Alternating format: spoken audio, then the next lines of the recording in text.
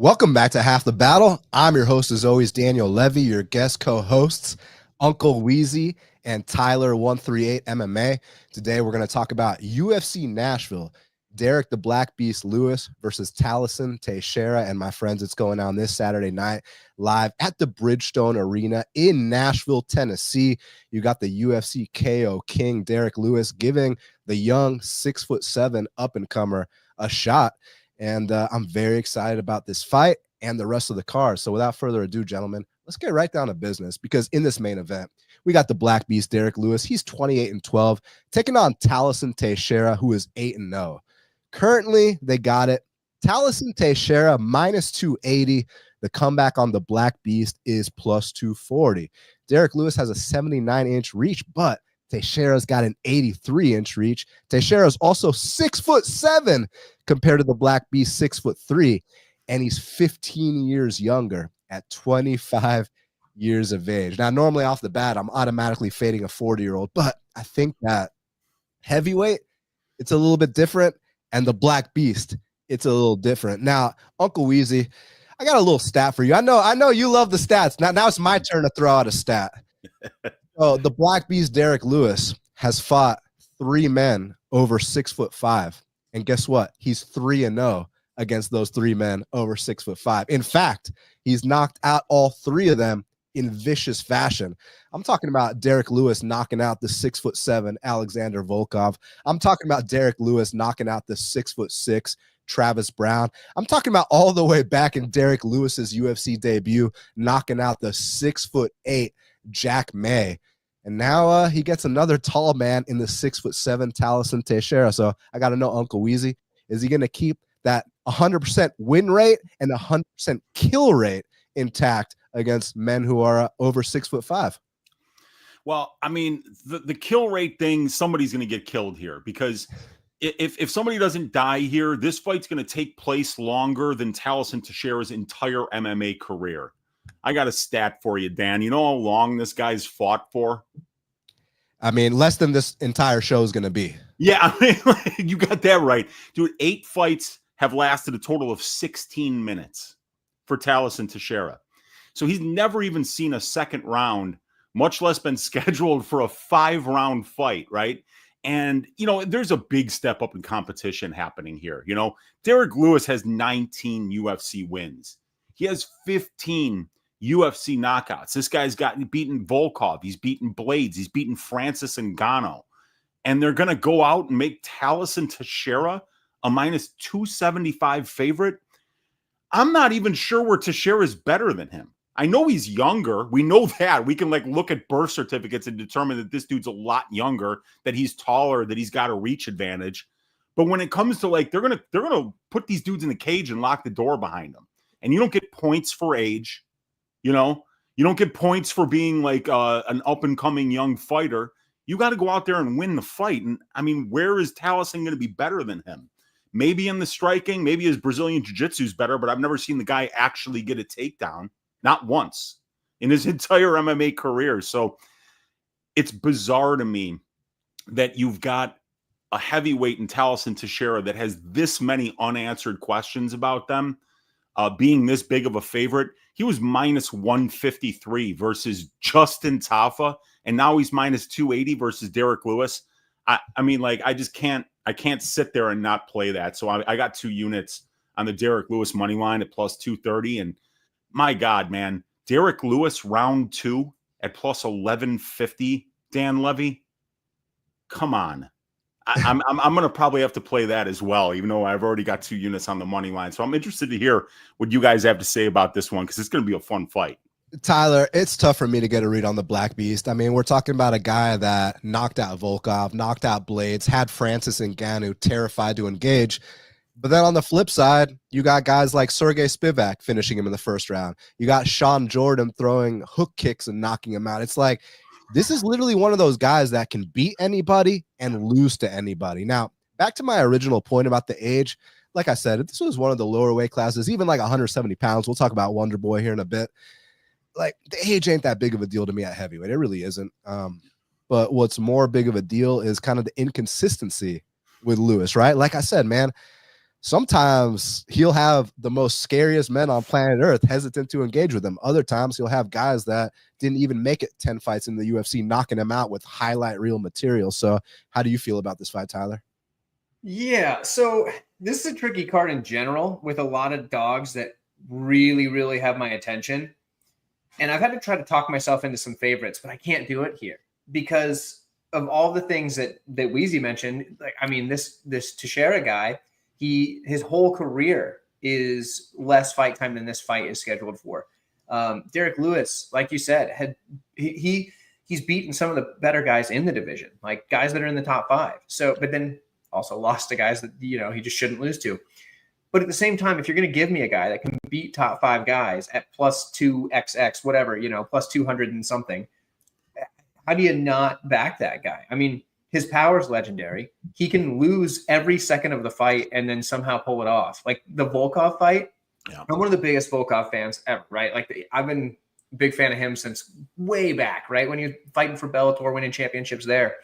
And I was already like counting my money at the end of that fight. There was, 10 seconds left or something ridiculous. And you just, oh, that's it. Derrick Lewis knocked him out. And I hated Derrick Lewis for a while after that, honestly. But I've since given up. Derrick Lewis is the type of guy that you can't hate the guy. He's too funny. So I'm with him. I think he's going to get this one done. I think Teixeira has a lot to learn still in MMA. And I think this might be a good spot for him to learn some of those lessons. Man, so we got my 2 guests off the bat with big balls taking a plus 240 dog in the main event. I respect it. Man, I'm just not sure, guys. I'm really not. And normally in those instances, I take the dog, but I don't know, because back to my point where Lewis can lose to anybody. Like I said, that he can beat anybody, he can lose to anybody. And this guy, Talisson, no one's exempt from that first L. We know that, but he's got a certain confidence about him being that undefeated fighter. And he knows how to use his length. Now, granted, you go back to that Contender Series fight. I know tons of people have talked about it. Buddy was landing punches on him. But man, I do like how he uses his range. I do like his kicks, his knees. Seems like he's got a bit of a clinch game. I heard the whole Justin Tafa got kneed in the balls. Come on, man.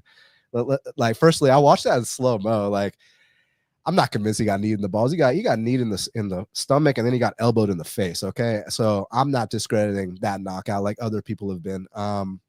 But I just think that Talisson's gonna hurt Derrick to the body, man. And allegedly, Talisson's got some kind of jiu-jitsu background that we don't know about. But that brings me to like another point. Like, Derrick is like the most anti-jiu-jitsu guy I've ever seen in my life. Like when Jailton Almeida full mount somebody, like, you can usually go ahead and you can turn off your TV, come back like 2 minutes later, and like that they're about to get choked out or a ground and pound TKO'd. And like, this dude does like the most unconventional get-ups you've ever seen. He'll just like bench press you off of him, and then the Black Beast Blitz. I mean, there's a reason he's got the most knockouts in the history of the sport. Because when he goes off, he goes off. And it's like, I thought this guy was done like 3 years ago. When was that Marcos Rogerio de Lima fight? When he was like coming off 4 straight losses, it was like, yeah, okay. Black Beast has seen better days. And then he kills the guy, he rearranges his face literally, but he like has to drink through a straw for like 6 months. So I don't know. I really don't know. I want one of us to be right though. So I'm gonna go Talisson Teixeira here as a pure pick. However, minus 280 with all the unknowns. Yeah, I'm good on that. I am not laying that price. But I will pick him as a pure pick, but I don't have the best reasoning in the world to do so. But guess what? There's more fights on this card, and I am more confident on other fights on this card, such as this co-main event between Stephen Wonderboy Thompson, who's 17-8-1, taking on Gabriel Bonfim, who is 17-1. Currently, they got it. Gabriel minus 425. The comeback on Stephen Wonderboy Thompson is plus 325. So Wonderboy is 42, my friends. He doesn't turn 42 later this year. He's 42 right now. Gabriel is 27. Gabriel is 1 inch taller, but it's going to be Wonderboy who has a slight 2.5 reach advantage. Now, 2.5 inch reach advantage. Now, listen, guys, there's a lot of misconceptions going around about how Wonderboy looked in his last fight against Buckley and this and that. People saying, man, he looked like the Wonderboy of old. He just got caught, or that he was winning the fight and then he got caught. Both are fake news. Firstly, this One judge had it 2-0 Buckley, one judge had it 2-0 Wonderboy, one judge had it 1-1. So no, Wonderboy was not winning that fight until he got caught, for starters. Now, the other thing, Wonderboy looked like the Wonderboy of old. Look, his kicking game looked like the Wonderboy of old. His kicking game is fucking phenomenal. I can't cap. That kicking game is still on point. But you want to look me in the eye with a straight face and say his punching game in the pocket looked like the Wonder Boy of old? No, it didn't. I mean, maybe it did if you haven't watched the Wonder Boy of old, but, you know, I was in attendance when Matt Brown gave Wonder Boy a tour of the octagon, so I'm aware who the Wonder Boy of old is. You know, I cashed on Wonder Boy at dog odds against Rory McDonald and Johnny Hendricks, so I know who the Wonder Boy of old is. And, dude, I can tell you right now, in the pocket, that did not look like the Wonder Boy of old at all. And we talk about how Buckley got all these takedowns, but Wonderboy was able to pop back up. Well, why is that? I mean, what belt is Buckley in jiu-jitsu? Like a blue belt, white belt, let's say purple belt at best, which respect. I'm a purple belt too. I respect it. But like Buckley has zero control whatsoever when he took down Wonderboy. In fact, it was more like explosive takedowns to get like the crowd reaction. But like once he took him down, there was zero body locks, there was zero lacing the legs, there was zero establishing top position. But let me tell you something right now. There's no guesswork about what belt Bonfim is in jiu-jitsu. I'm not going to be like, oh, is he a white belt? Is he a blue belt? Maybe a purple belt? No, fuck that. This guy's been a black belt a long time. And let me tell you something. He's got the best front choke series in the entire welterweight division. If this guy dangles off your neck the way that Woodley dangled off Wonderboy's neck, I don't know if y'all remember that. And hey, credit to Wonderboy for surviving that. To this day, to quote Deontay Wilder, I still do not know how Wonderboy survived that Woodley guillotine. But let me tell you something now. It's been, what, close to 7 years since that fight? If Bonfim dangles on this neck, there will be a tap. If there's no tap, there will be a nap. Furthermore, when Bonfim goes for his takedowns, unlike Buckley, he will secure top position. He will get control because Bonfim, he goes directly to that body lock. He laces the legs. He knows how to hold people down properly. Whereas, like I said, Buckley, it was more like the aesthetic, the explosiveness of picking someone up and slamming them, but then zero control when he actually got him down. Bonfim will control him when he gets him down. In addition to that, he's not just going to lay on him. He's going to pass guard. He's going to get to dominant positions. And then from there, people are like, oh, but Burns and Bilal couldn't finish Wonderboy. Well, firstly, Wonderboy was in his 30s back then. But let's talk about the Bilal fight. I think that's important to talk about. Let's go back to round one against Bilal. A different ref might have stopped that fight. You know, that might have been a TKO round one due to ground and pound with a different ref. Now we're talking about a 42-year-old man. Don't be surprised if Bonfim comes out here and gets a ground and pound TKO. Look, my official prediction is that Bonfim's going to dangle off that neck, whether it's a guillotine, whether it's a darce, whether it's an anaconda. It's going to be a front choke. But unfortunately, he's minus 400. What's the odds? Minus 425. Look, I said if you give me minus 300, I might lay it straight. But minus 425, I couldn't do anything with it. So what I did was I played the under 2.5. And I played it at minus 105. Currently, it is minus 132. So I already did my job as far as that's concerned. I mean, we'll see Saturday where it closes, but I'm pretty confident I did my job as far as beating the line, because I think it could be a one takedown situation. But also, don't be surprised if Bonfim knocks out Wonderboy. Like, straight up, this guy's chin is cooked. But where I am concerned, you guys know where I'm concerned. I'm concerned if Wonderboy is able to somehow get back up, gas out Bonfim, keep him at range, then start putting some kind of kicking clinic on him. Then it goes to the judges' scorecards. I lose this under. But man, 42 years old, these things don't get better. These things get worse.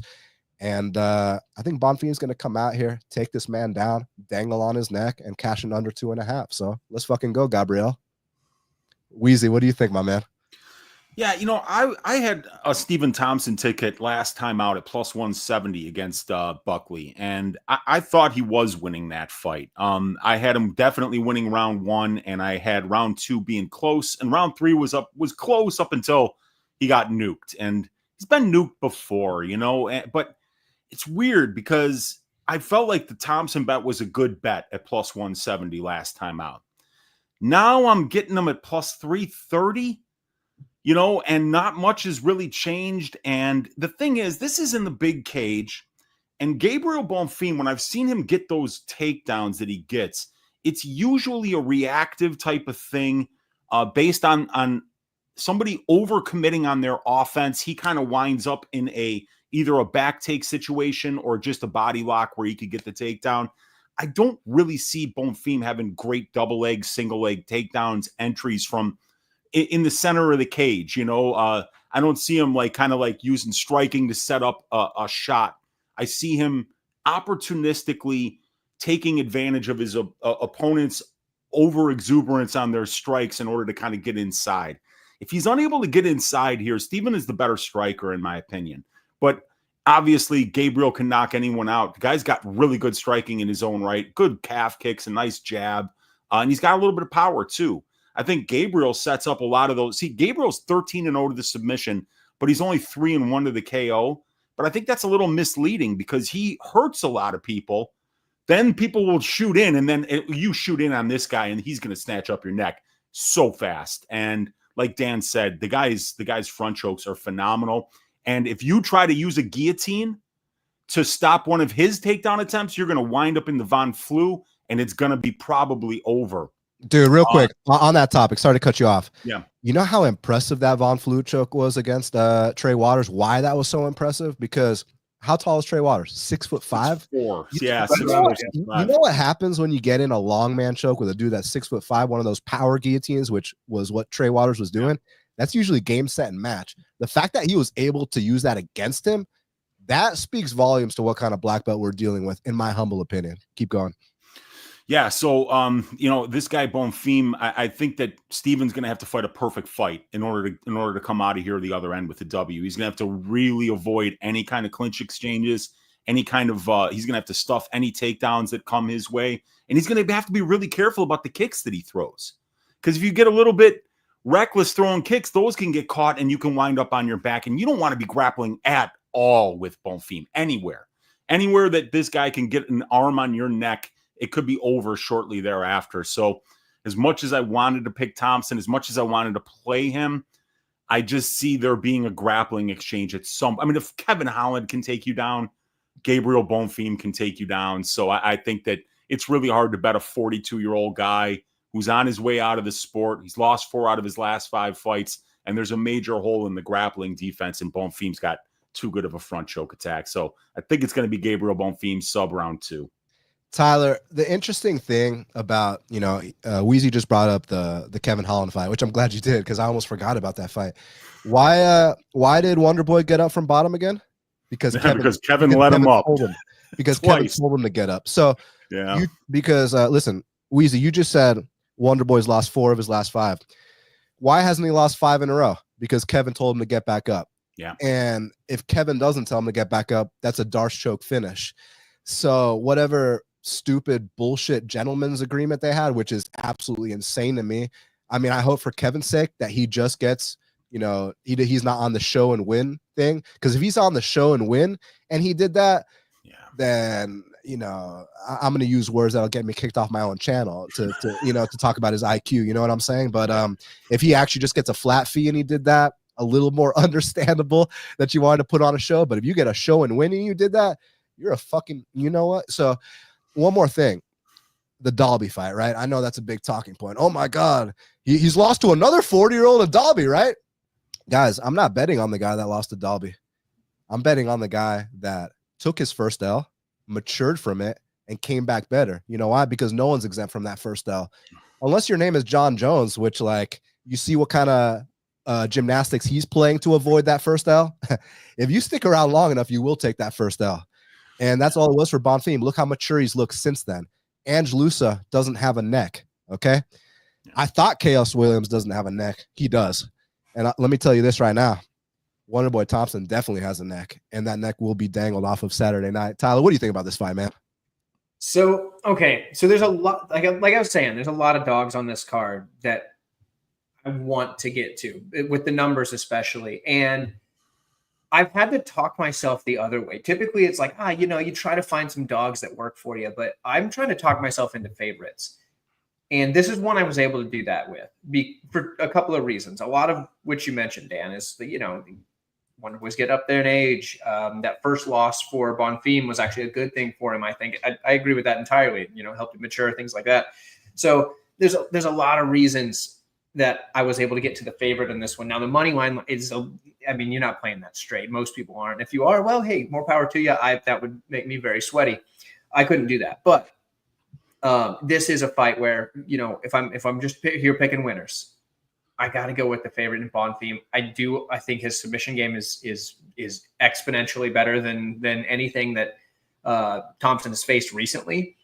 It's been a while since he's faced somebody with the lights out submission game like Bonfim has. I think he hits extremely hard. We've seen him just run people over with his power in the past, and of course get the club and sub. But like we've seen him knock people dead as well. Bonfim's he's definitely legit. Now I understand the concerns about the cardio because you know it is a concern, and there is one thing that Thompson has never shown, and that's to be a bit of a gas bag. So I'm not saying that there isn't a world where Thompson starts to take over late, but more often than not, I think this is the Bonfim win. Unfortunately for Thompson, I do like the guy. He's a veteran of the sport. Anybody that's been watching a long time, probably at least in some way is a Stephen Thompson fan. But yeah, I think it's Bonfim on this one. The plus 300 some on Thompson does tempt me. I would be lying if I said otherwise, but yeah, had to go with Bonfim. Featured bout in the featherweight division, we got Calvin Kattar. He's 23-9, taking on Steve Garcia, who is 17-5. Currently, they got it Steve Garcia minus 125. The comeback on Calvin Kattar is plus 105. So Kattar's 37, Garcia's 33. Garcia's an inch taller at 6 feet. He'll also have an inch reach advantage at 73 inches. So, man, this is going to be a banger. These are two gunslingers that are going to stand in the center of the octagon and most likely throw down until one man falls or get a fight of the night bonus. You know, I see this being a war. I don't think anyone's shooting a takedown unless they get rocked badly, which is absolutely a possibility. And this is a great fight. Listen, you got to give Steve Garcia a lot of credit for the run he's been on. Like, first of all, you know why he didn't get signed off Contender Series. Like, he won the fight via first round knockout, but you know why he didn't get signed, right? Because he missed weight. But what weight class did he miss weight for? He missed weight for 35s. Isn't that, this dude was at 35s. This man's 6 feet tall. Yeah. And then he's fought in the UFC at 55s as well. You know, he unfortunately got stopped by Maheshate at 55s. But since he dropped to his proper weight class, he's not just been on a win streak. He's been on a kill streak. And against real guys, too. You know, look what Melquiza Alcosta has been on since that loss. Look what Chase Hooper's been on since that loss. Now, I know people would be like, oh, but Hooper was just a kid back then. Yeah, but Hooper had a reputation for like being one of the most durable guys that would just take this ridiculous ass whooping and then could sub you down the stretch and this and that. And people would be like, man, like, I remember on his Contender Series fight, Dana would be like, I really like your style, but I just wish you wouldn't get hit in the face so much, right? And Steve Garcia just walked through him like it was nothing. The Kyle Nelson fight, that was the longest win streak Kyle Nelson had ever been on in his UFC career. Like, it seemed like, do you guys remember Kyle Nelson had a little career resurgence? Like, it was looking like, damn, like Kyle Nelson went from being like a jobber to now he's like setting back prospects and stuff. And the way Garcia has been handling these guys, very, very impressive. Very, very impressive. I mean, just running through them. And he's got a mean streak about him. You know, the name Mean Machine is not, hyperbole. When this guy gets you hurt, his killer instinct is insane. He spazzes out on people. Now, I heard a lot of people calling him chinny. I don't think he's chinny. I think he just drops his left hand. I think that's the big issue. Like, straight up, watch his fights without commentary, without sound, and just pay attention to what's actually happening. Is he getting dropped because his chin sucks, or is he getting dropped because he drops his left hand? It's because he drops his left hand and leaves himself exposed, man. That's literally what it is. So I will say, after the Maheshate fight, he's been a little bit better about that. Now, granted, he did get dropped against Shailan, but what happened there was he threw a kick, right? He threw a naked kick, and when you do that, you just got countered with a perfectly timed shot. So I'm not convinced he's that chinny. The other time he got hurt was against Ontiveros. Now, I know Ontiveros has a reputation for being, a quitter and this and that, which he is.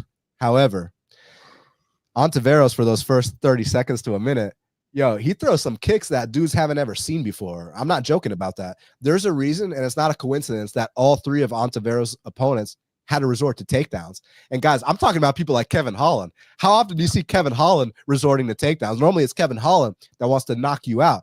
Kevin Holland was like, fuck that. I'm just taking this dude down. He slams him and knocks him out. Gabriel Benitez, who everyone talks about, Gabriel Benitez has the hardest kick they've ever seen at AKA. Gabriel Benitez is taking this guy down. Steve Garcia, known for being a knockout artist. He's like, fuck, man, I'm going to just take this dude down. So I'm not holding that fight against him whatsoever. I mean, does Calvin Kattar throw axe kicks? Has Calvin Kattar ever thrown a kick in his career? I know he has. That's a joke. But listen, guys, Calvin Kattar, we know what he brings to the table. Solid boxing fundamentals for MMA. But striking defense-wise, I'm very concerned. And people will be like, oh, but he's never been knocked down. He's never been knocked out. So what? So what? I mean, I remember when people said, oh, but BJ Penn's never been knocked down or knocked out, until he was knocked down and knocked out against Yair Rodriguez and subsequent fights after that. So just because someone's never been dropped before doesn't mean that they can't be dropped in the future. Weezy, you're the best stats guy on planet Earth. I got to know something, man. How many head strikes has Calvin Kattar absorbed in the wars he had with Max Holloway, Giga Chikadze, and Josh Emmett? Just head strikes in those 3 fights alone is what I want to know right now. Okay, so head strikes in those fights, he absorbed, let's see here. My guess is 441. I calculated it the other day, but I forget the number off the top of my head. So he absorbed 274 head strikes in the Max Holloway fight. And you also want to know Giga and Emmett, you said? Giga and Emmett, because it was 3 back-to-back wars he had. Yeah. 3 back-to-back 25-minute wars. Yeah. So in those 3 fights, he absorbed a sum of 441 head strikes, 73, 94, and 274 against Holloway. All right, 441 head strikes. Look, I don't give a fuck about the Aljamain Sterling fight because A, Calvin Kattar isn't backpacking shit, and B, the exact same thing happened to Steve Garcia against Luis Pena. So that's completely irrelevant in my eyes. Yusuf Zalal fight, to me, it's not about the style thing. Obviously he's Zalal, he's a mover, he's a point fighter, he's a hit and runner. To me, it's more so like, I'm just kind of discouraged by the fact that like it took Kattar like 12 minutes to land a punch in that fight, right? Like, I don't like how he's looked, man. And I bet on Arnold Allen in that fight. And let me tell you something, man. I think it was like plus 110 odds. I was literally smiling the entire fight. I'm not talking about when he got injured. I'm talking about before he got injured. I was smiling the entire fight because he was popping his head back with jabs. He was putting a clinic on him. Like, you're not used to southpaws kicking against orthodox fighters, and Arnold Allen's out there outside calf kicking Calvin Kattar multiple times. I'm like, yes, Arnold. Like, the thing about it, guys, it's crazy how fast the sport moves on. Like, is Arnold even a top 5 guy anymore? Let me pull this up, because at the time, like, Arnie was entering the top 5. Let me see what he's at now. Yeah, okay, he's number 5 in the world right now. And somehow they got Ortega number 5 too. They got 2 guys number 5. Ortega ain't even top 10 no more, but it is what it is. He used to be. But yeah, these rankings definitely need an overhaul. But back to my point. Kattar, if you go back and you listen to my breakdown of Kattar's UFC debut against Andre Fili, I said, do not play Andre Fili at minus 300 in the spot. I even went on to say in further Calvin Kattar breakdowns, this guy's a future top 5 guy. So I think I've predicted him pretty well. He made it to the top 5, and now he's on the back end of his career. What's he currently ranked? He's number 14. I mean, guys, it's not like we're talking about going 14 to 10 to 5 to 1. We're talking about going, 5 to 10 to 14. This is what you call, the downside of a fighter's career. This is what you call a decline. This is what you call someone on their way out. So yeah, is this a step up in competition for Steve Garcia? 100%. 100% it is. But is Steve Garcia some random 2-0 guy coming off Contender Series, or has Steve Garcia paid the requisite dues to earn an opportunity against Calvin Kattar? Well, in my humble opinion, if you knock out Chepe Mariscal, now it was actually an early stoppage, but he was still whooping his ass. If you get a TKO win over Chepe Mariscal, if you destroy Chase Hooper, if you absolutely leave Melquiza El Costa in a pool of his own blood, who's the other good person he killed in this run? There's one more good one. Sungwoo Choi, poor Sungwoo Choi. I mean, Sungwoo ain't that good, but there was one more. There was like one real good guy that he beat. Shayalan, Melky Costa, Sungwoo Choi, Kyle Nelson, and Chase Hooper. Yeah. Anyways, the way he's handled these guys, you've earned this step up in competition, kid. That's just the bottom line. That being said, back to my original point. Please don't drop your left hand here, because one of Calvin Kattar's biggest weapons is that step through right hand. I mean, you'll see in his debut against Feely, when he landed that right hand, Feely, it was like that scene in Rush Hour. Like, which one of y'all hit me with that? When he landed that right hand against Ricardo Lamas, and even like against Giga. Now, I thought, let me say this. You know how I was asking you how many head strikes Calvin's absorbed? Because when you watch that Max Holloway fight, and I encourage everyone listening to go watch that fight without sound. You know, normally I put my headphones on, listen to some music, because I don't like to hear the commentators. No disrespect to them. They're very talented at what they do, but they're there for entertainment purposes. And they might, you know, pick up on one thing the fighter did, but not mention something else. And if you're just going based off the commentators, you're going to miss stuff. But when I listen to music and I watch, you know, the fights, I feel like I really see what's going on. But when I took the music off completely and just went in complete silence and watched the Max Holloway and Kattar fight, it was a cathartic experience, gentlemen. Like, I don't think I've ever seen a beatdown like that in my life. Mm-hmm. And you just have to assume that fighters aren't going to come back the same after fights like that, similar to the way he treated Giga, right? Giga's never been the same ever again. And there's a reason that Kattar's 1-5 in it, you know, and 1-4 since the Max Holloway fight, 1-5 in his last 6. You just can't take 441 shots to the head and be a top 5 guy anymore in modern day UFC. That's just the bottom line.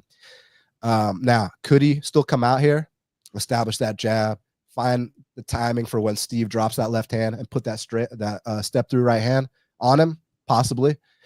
But I'm not going to be surprised if this is the first time Kattar gets knocked out. I'm really not. I'm not going to be surprised one bit.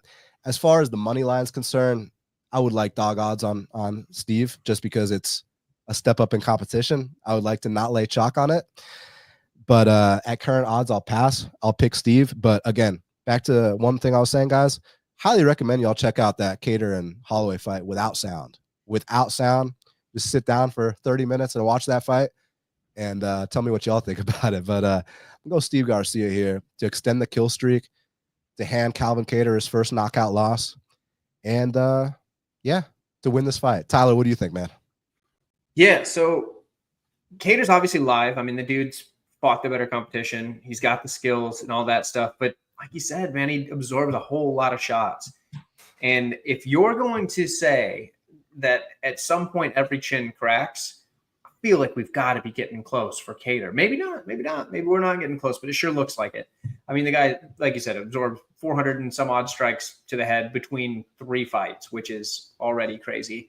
But yeah, so I understand like playing the Kattar side as an underdog. I do understand that, especially, you know, if you got him at pretty good odds, I don't fault you, because the guy does have the skills. He does have, you know, the better level of competition, better resume. Not that, you know, Garcia's resume isn't impressive, like you were saying, but, you know, I mean, Kattar's been in there fighting some of the best in the division. That said, I think Garcia's time is right now, and I am not stepping in front of this train. I think Steve Garcia probably goes in there and starts laying some big shots on him. And I think that even if he doesn't get the knockout, we're going to see some knockdowns. And I think if we start seeing some knockdowns, I think Kattar's kind of not going to be able to fight back and win the rounds at that point.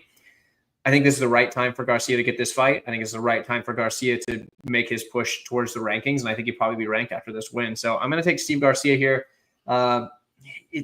It does make me nervous because we've seen him drop a bunch. So I don't know if I'll get to a play on him, but yeah, I mean, if you're for the full card parlay, I'll throw Steve Garcia in there. Weezy, some people are making good points in the chat. Look, we got a guy who went 5 rounds with Josh Emmett taking on a killer be killed fighter.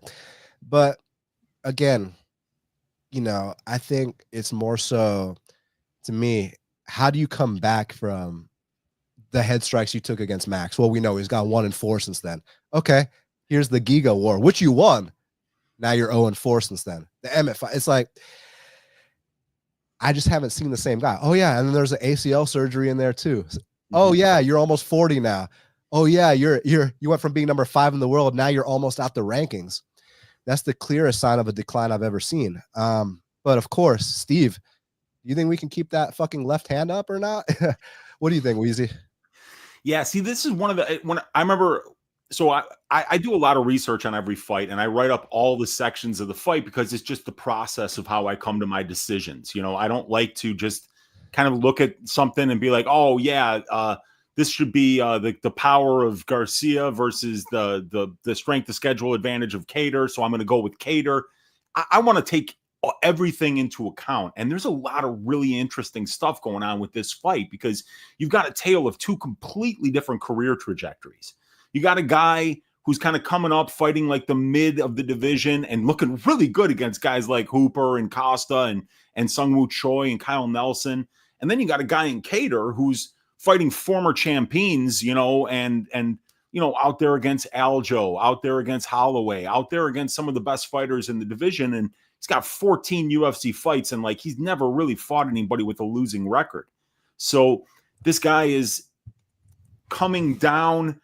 Garcia's coming up, and you got to kind of figure out where they are at in their respective places in their careers. And trends is such it's such an important thing to look at in terms of understanding why a money line is where it is. And usually when you see a guy like Kattar, 37-year-old featherweight, lost 5 of his last 6 fights. He had to take 18 months off due to an ACL surgery. He ate 250 head strikes in the Max Holloway fight. You know, he's been in these wars, and now he's a 37-year-old featherweight who's lost 5 of his last 6. How do you back somebody like that, especially when they're facing somebody that's 4.5 years younger than them? When you're facing somebody that's going to stand right in front of you and trade bombs with you, who's not afraid of your power at all. So with the Kattar side, you're getting the pro experience advantage, the UFC experience advantage, the strength of schedule advantage. He's got a big durability advantage because Steve Garcia has been dropped 5 times in 8 UFC fights. But he's a 37-year-old featherweight. All those negative trend things that I talked about, you know, are putting me on Garcia because Garcia is 4 years younger. He's 1 inch taller. He's got a 3-inch reach advantage. He's the southpaw in this southpaw versus orthodox matchup. I believe he's the better distance striker. He's got more power. And he's a hot fighter with a positive career trajectory and a ton of momentum, but this dude is so hittable in the pocket. He's been dropped a number of times, and he's got a weakness to losing minutes in grappling exchanges. And I think the best stat that we can come up with for Steve Garcia that just illustrates how chaotic his fights are when they're standing at distance striking range. Steve Garcia has 8 UFC fights. And in those 8 UFC fights, there has only been 7 minutes in 8 fights of distance striking exchanges. The other 34 minutes took place in the clinch or on the mat. In those 7 minutes of distance striking exchanges for Steve Garcia's fights, we've had a grand total of 11 knockdowns and 7 knockouts. 7 knockouts, 11 knockdowns in 7 minutes. I'm playing the fucking under. Are you kidding me? Under 2 or under 1? Grappling? These guys aren't grappling. They're going to stand on a napkin in the center of the cage, and they are going to try to punt each other's heads into the cheap seats in Tallahassee. And when that severed head starts getting passed around the crowd as they start chanting USA, USA, we're going to love this. This is going to be phenomenal. This is the best fight on the card. They're going to absolutely murder each other. I'm picking Garcia, but I'm way less confident about the Garcia pick than I am that somebody's just going to get absolutely served in the first 7.5 minutes of this fight. Now, next up, also in the featherweight division, we got a matchup between Tennessee's own Nate the Train Landwehr. He's 18-6, taking on Morgan Charriere, who's 20-11-1. Currently, they got it.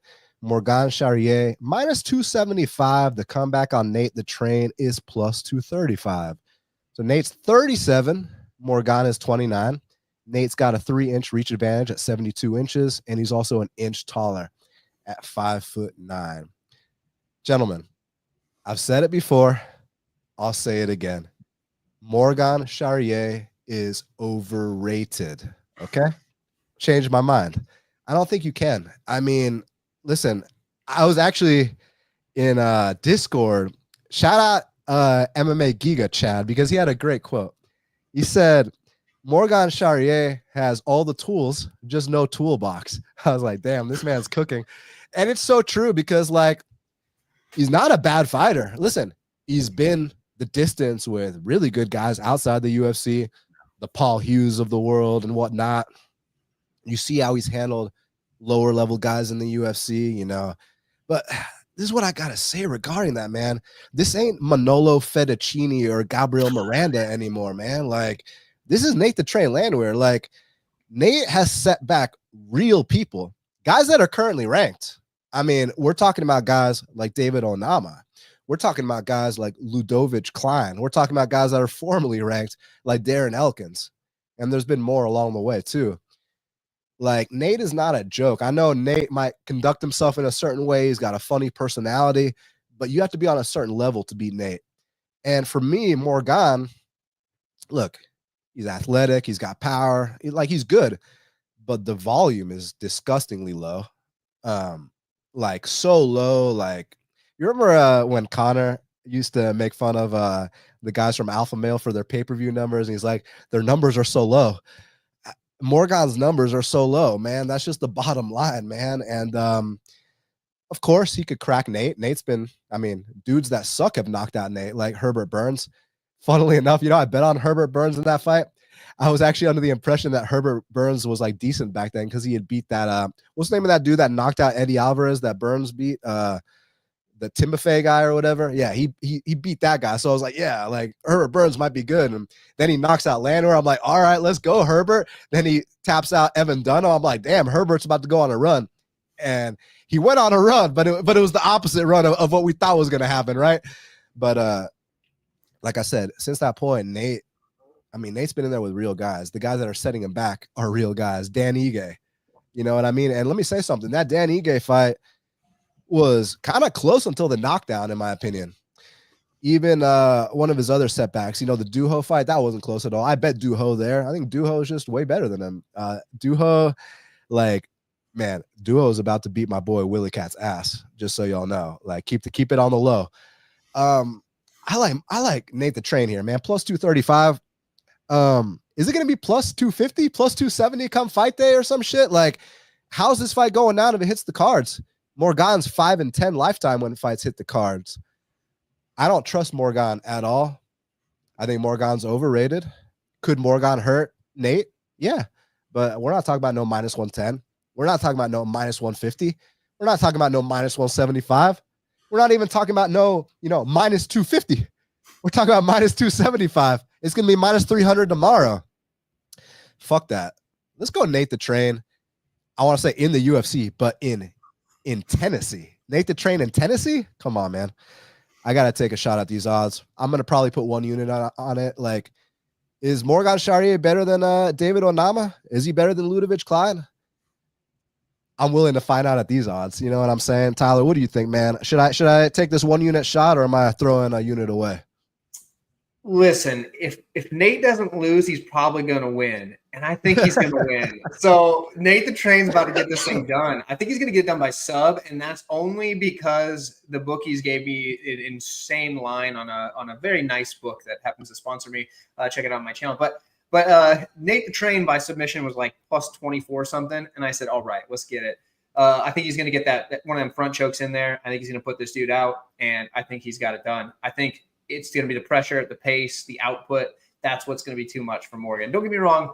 Technically speaking, like, Morgan's probably the prettier striker. Like, his punches and kicks look real cute. But when I'm talking about the guy that I want to back with my money, it's the guy that's out there getting in his face, putting on that pace, putting on that absolute gritty performance.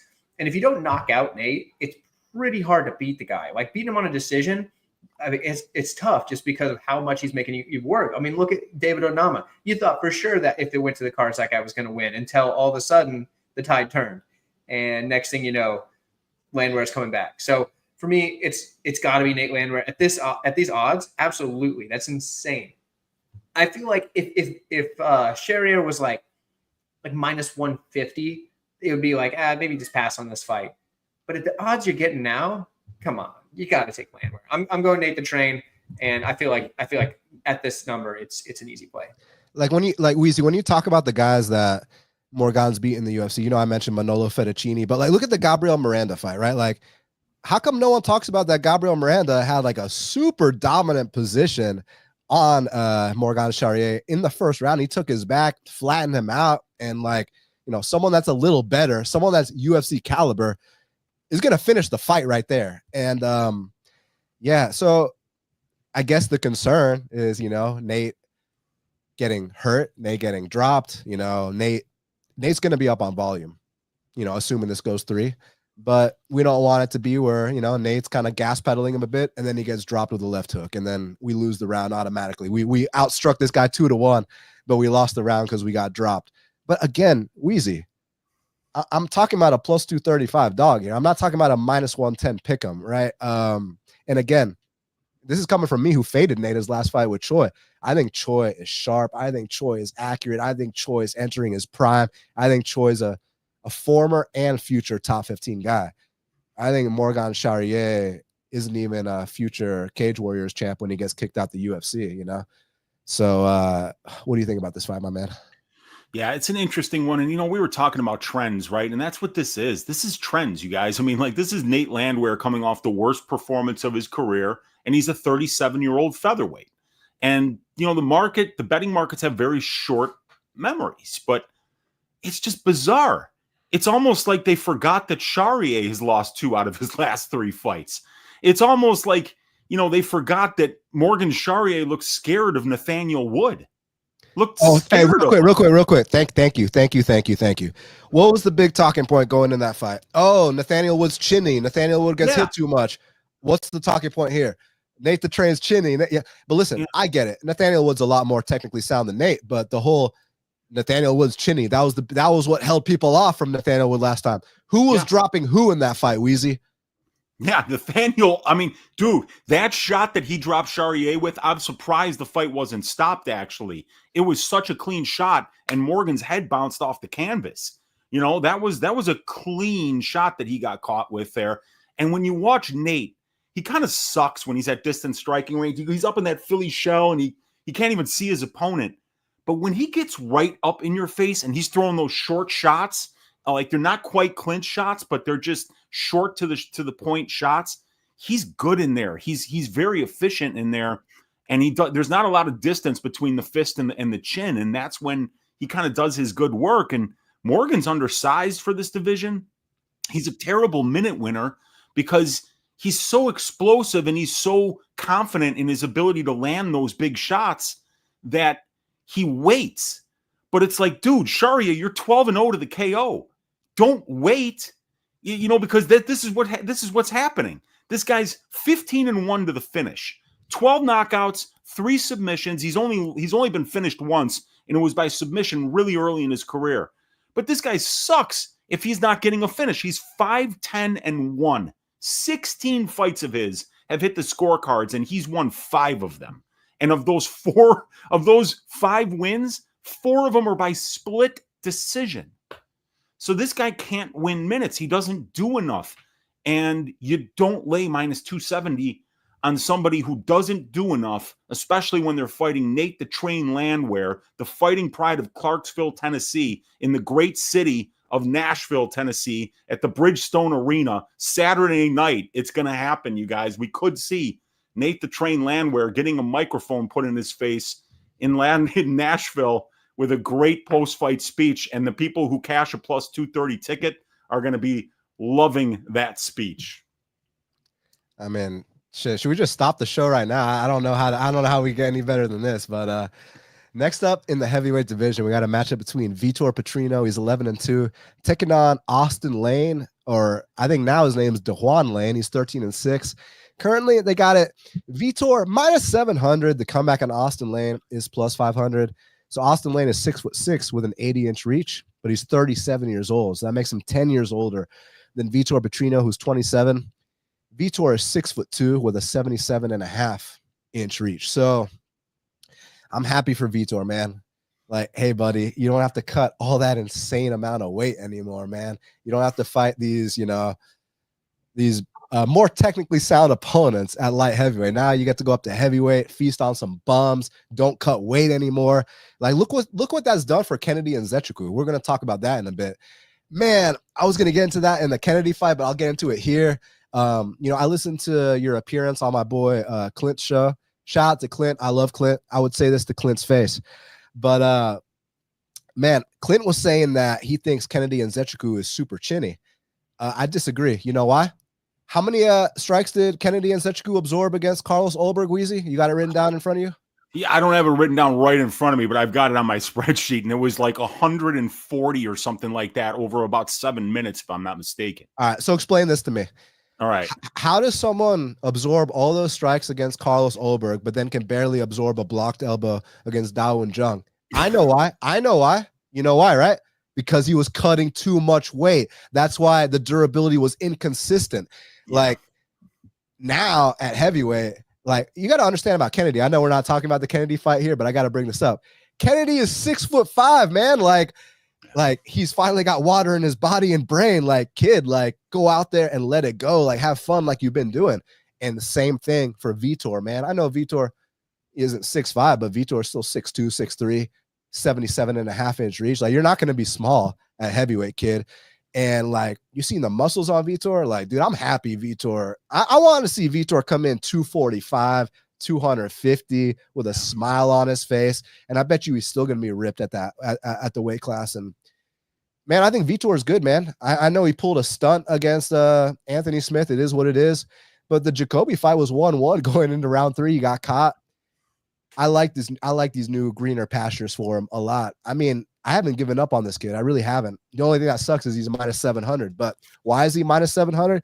Because he's fighting a dude that gets knocked the fuck out every single fight. That's why. So, I mean, if Vitor wants to come in here, play it safe in the clinch, I think he'll win. If Vitor wants to test his striking, I think he'll be like the 10th man to knock out Austen Lane. If Vitor wants to test out his kicking game, I think that'll work too. So Vitor, like, dude, you got a blank canvas here. Go out there and paint a picture. Like, I couldn't be happier for Vitor Petrino. I think he's gonna fit in at heavyweight real well. I think 2 wins, you're in the rankings, kid. Like, that's how it works at heavyweight. So yeah, I'm gonna go Vitor Petrino here to destroy this man and remind people that he actually was a good prospect. Maybe he was cutting too much weight. I don't know what the deal was. I can say with Kennedy unequivocally, he was cutting way too much weight. I mean, we'll talk about it when we break down that fight. But with Vitor, maybe he was, maybe he wasn't. But either way, go style on this bum, kid. What do you think, Tyler? Yeah, the line is too wide to play, obviously. I mean, I can't get to a Vitor Petrino bet, no matter who he's fighting. I mean, some dude from the audience maybe. But at this point, it's kind of dog or pass, and honestly, pass might be the way to go.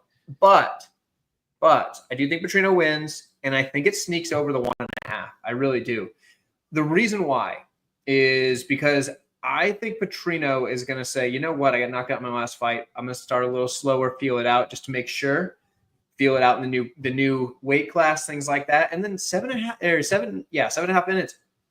It's not that long, you know? I mean, you can accidentally waste 7.5 minutes just kind of figuring out the range of somebody like Austen Lane, who's like 6'6". So, I mean, you know, I think it's going to sneak over the 1.5. I think Petrino probably wins. He probably knocks out Lane some point after that, late second round or something. But, you know, at the same time, Lane could also get a takedown in the first, lay on him, and then Petrino says, oh, shoot, I gotta watch that takedown defense, and then finds the range afterwards. So I do think we're sneaking over the 1.5. It's also heavyweights that are not in the top 50, or, yeah, not in the top 5 even. And they love to sneak the over 1.5. So I'm going to go Petrino to win later in this fight, and Austen Lane probably gets knocked out and probably gets cut. Now, Weezy, I mean, do you think Vitor's confidence is completely gone, or do you think it's more like, hey, man, like, because I didn't think he looked that bad against Dustin. Like, legit, I thought he was like a minute and a half away from winning a 29-28 decision. And, man, that shot he got caught with, listen, you're in there with a glory striker. Stuff can happen, man. You know. So what do you think? Yeah, it's funny because we know we're showing up every week and doing these fight breakdowns, and it's funny how fast the market will turn on you after 1 or 2 bad performances, especially if they're laying juice on you and you don't come through, like, you know, if you're a minus 400 favorite against, I don't know, Anthony Smith, and you get caught in a guillotine in the first round, people are going to be mad at you, you know? But, like, dude, Vitor Petrino is 27 years old. Exactly. And people are calling him a fraud. It's like, are you kidding me, man? This guy ran through Rodolfo Bellato twice on the regional scene, once on Dana White's Contender Series, once in his professional debut. He strings together 4 straight UFC wins, gets caught in a guillotine by a guy with like 30 finishes as a professional. And then he gets, you know, and like I had money on Vitor Petrino to win by decision versus Dustin Jacoby. And I was sitting there like, oh my God, because it was like plus 600 or something like that. And I thought that he might have won rounds 1 or 2. It was a close fight, you know, going into that 3rd round. But like, you get knocked out by a glory kickboxer in round number 3 after going tit for tat when you're not known for being like a great striker. You're really known for being like a big hoss of a dude that can win anywhere, you know, with explosive power. But yeah, man, Petrino is going to look great at heavyweight. He's going to run through Austen Lane. He's probably going to run through a couple more dudes. And people who think that this guy's a fraud, I hate to tell you, he's going to get like 7 or 8 more UFC wins before his story is all done, because he's finally in the right weight class. He's going to be more athletic than a lot of these guys and just as powerful. And he's already got a pretty well-rounded skill set for somebody that's only 27 years old.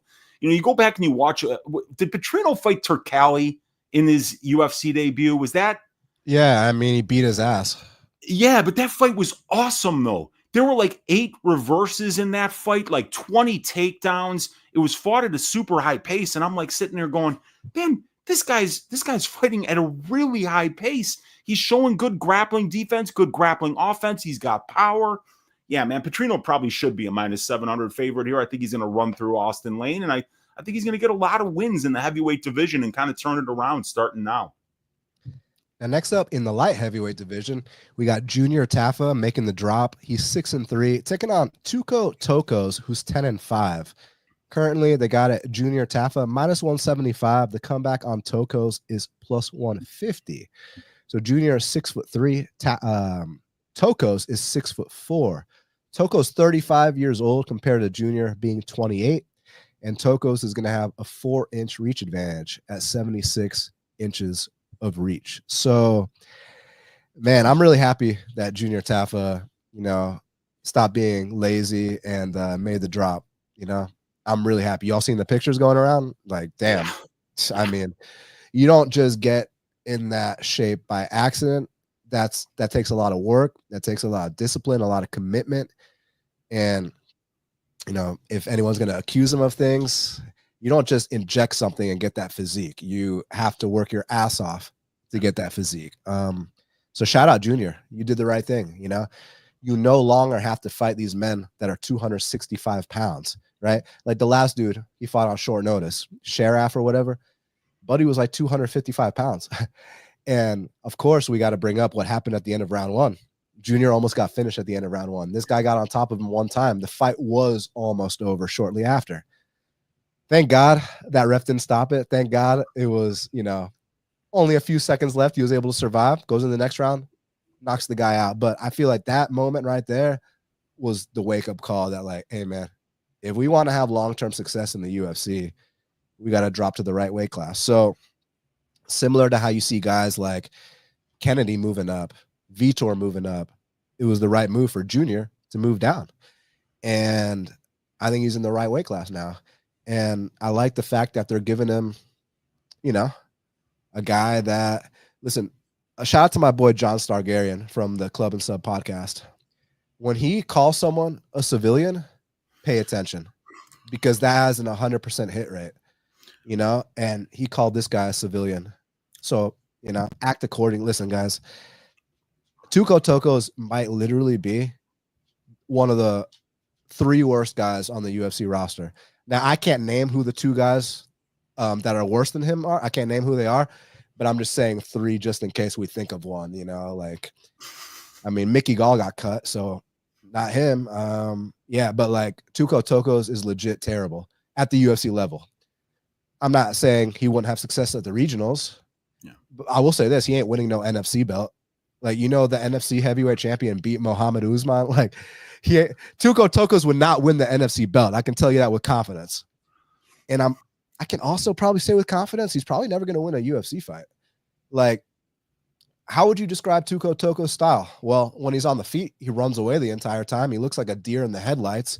Occasionally, he'll try to shoot takedowns. They don't look like the best technique on the takedowns at all. Now, he did take down Tafa's training partner, Sterling, and still lost the rounds that he took him down. I don't see this guy winning a single UFC fight. I think Junior Tafa is going to come out here and starch this man. Are there concerns? Yes. The concern is Junior Tafa, when he ends up on his back, it could be a life alert situation. Help, I've fallen and can't get up. Now, I also don't really like Junior's instincts for takedown defense. Like having to rely on grabbing the fence all the time. Like, listen, the refs give a warning before they take points most of the time. So you're playing the game properly, but like, I wish your natural instincts were, to swim for underhooks. I wish your natural instincts was good balance and a nice wide base, but unfortunately his instincts are grabbing the fence. That being said, I just don't see Tuko Tokkos, unless he can get on top of Tafa and finish the fight shortly after. I don't see him having much success in this fight or any UFC fight for that matter. I think Junior Tafa is going to come out here, establish that jab, and catch Tafa with an uppercut. And catch Tokkos with an uppercut when Tokkos tries to close the distance on a takedown. And I think he's going to be laid out stiff on the canvas. Weezy, I'm going Junior Tafa by first round knockout here. Yeah, I don't know if it's a first round knockout, but I know it's a knockout. Like you mentioned the Sharaf fight and a lot of other fights, frankly, with Junior Tafa, where you're like, boy, man, when Mohamed Usman got on top of this guy, he was not getting up. When Marcos Rogerio de Lima got on top of him, it didn't look good. When Valter Walker got on top of him, it was bad. When Sharaf got on top of him at the end of round one, it was really bad. But these guys are all heavyweights. These guys are all walking into the cage, and not Usman necessarily, but like Rogerio de Lima, Valter Walker, Sharaf, these guys are walking in there at 265 minimum. So when one of those guys gets on top of you, it's going to be extremely difficult to get up. But now that Junior Tafa's finally moved down to 205, and the thing is, I don't think he was being lazy, Dan. Like his first fight in the UFC, while he was walking out to the cage, they're saying, Junior took this fight because the UFC offered it to him as a heavyweight, but his natural weight class is 205. He's going to be moving down to 205.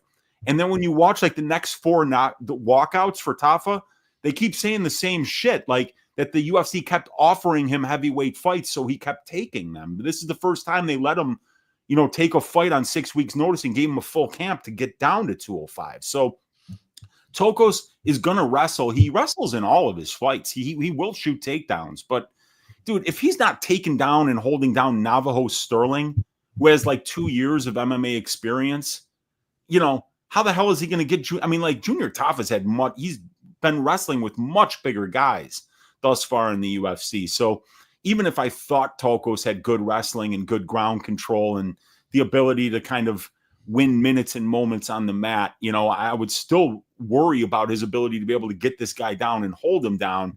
But now that Junior's in the right weight class, and I know that Junior's going to win the minutes and moments on the feet here, I'm with you, man. I think it's going to be a knockout. I think Junior Tafa is going to win this fight. And I think this line is actually a little narrow. I kind of feel like Junior should be minus 200, minus 225 here, because I had money. I bet on Tuko Tokkos last time out, and I actually picked him to win the fight, because you can't just make somebody with 1 year of MMA experience a minus 1,200 in an MMA fight when we've never even seen the guy's ground game before. So I took a shot, and for a second there, Tuko was on a front show, kind of. Not, he didn't have anything locked in or anything, but I was like, I had 3/4 of a unit on his money line. I had a quarter unit on his sub prop at like 2,400. I was like, please Tuko, please Tuko. And then Navajo got back up. I'm like, oh man, this guy sucks.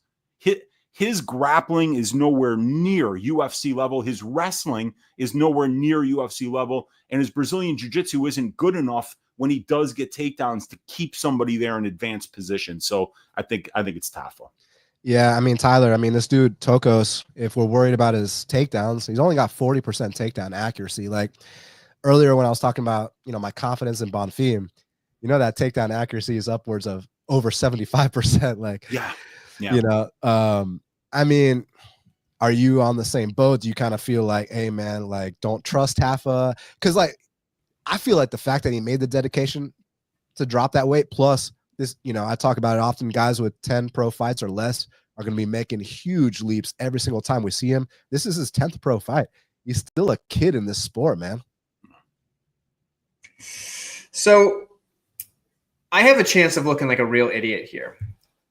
I'm going to take Tokkos because I think that Tafa, although I like the commitment to go down to light heavyweight, I don't think that that's going to be enough for him to fix his takedown defense. And I understand Tokkos isn't great at getting takedowns, but Tafa is abysmal at defending them from what I've seen. I'm not saying that he can't knock out Tokkos. He definitely can. And in fact, if Tafa wins, it's probably a knockout.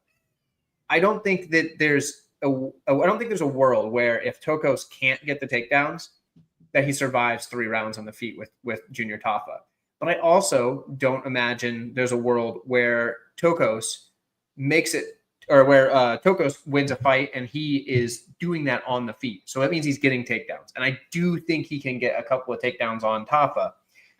I just don't know if he gets knocked out after he does that. So that's the only problem. It's kind of one of those things where I don't trust either guy. I think they're probably 2 of the lower level guys in the division.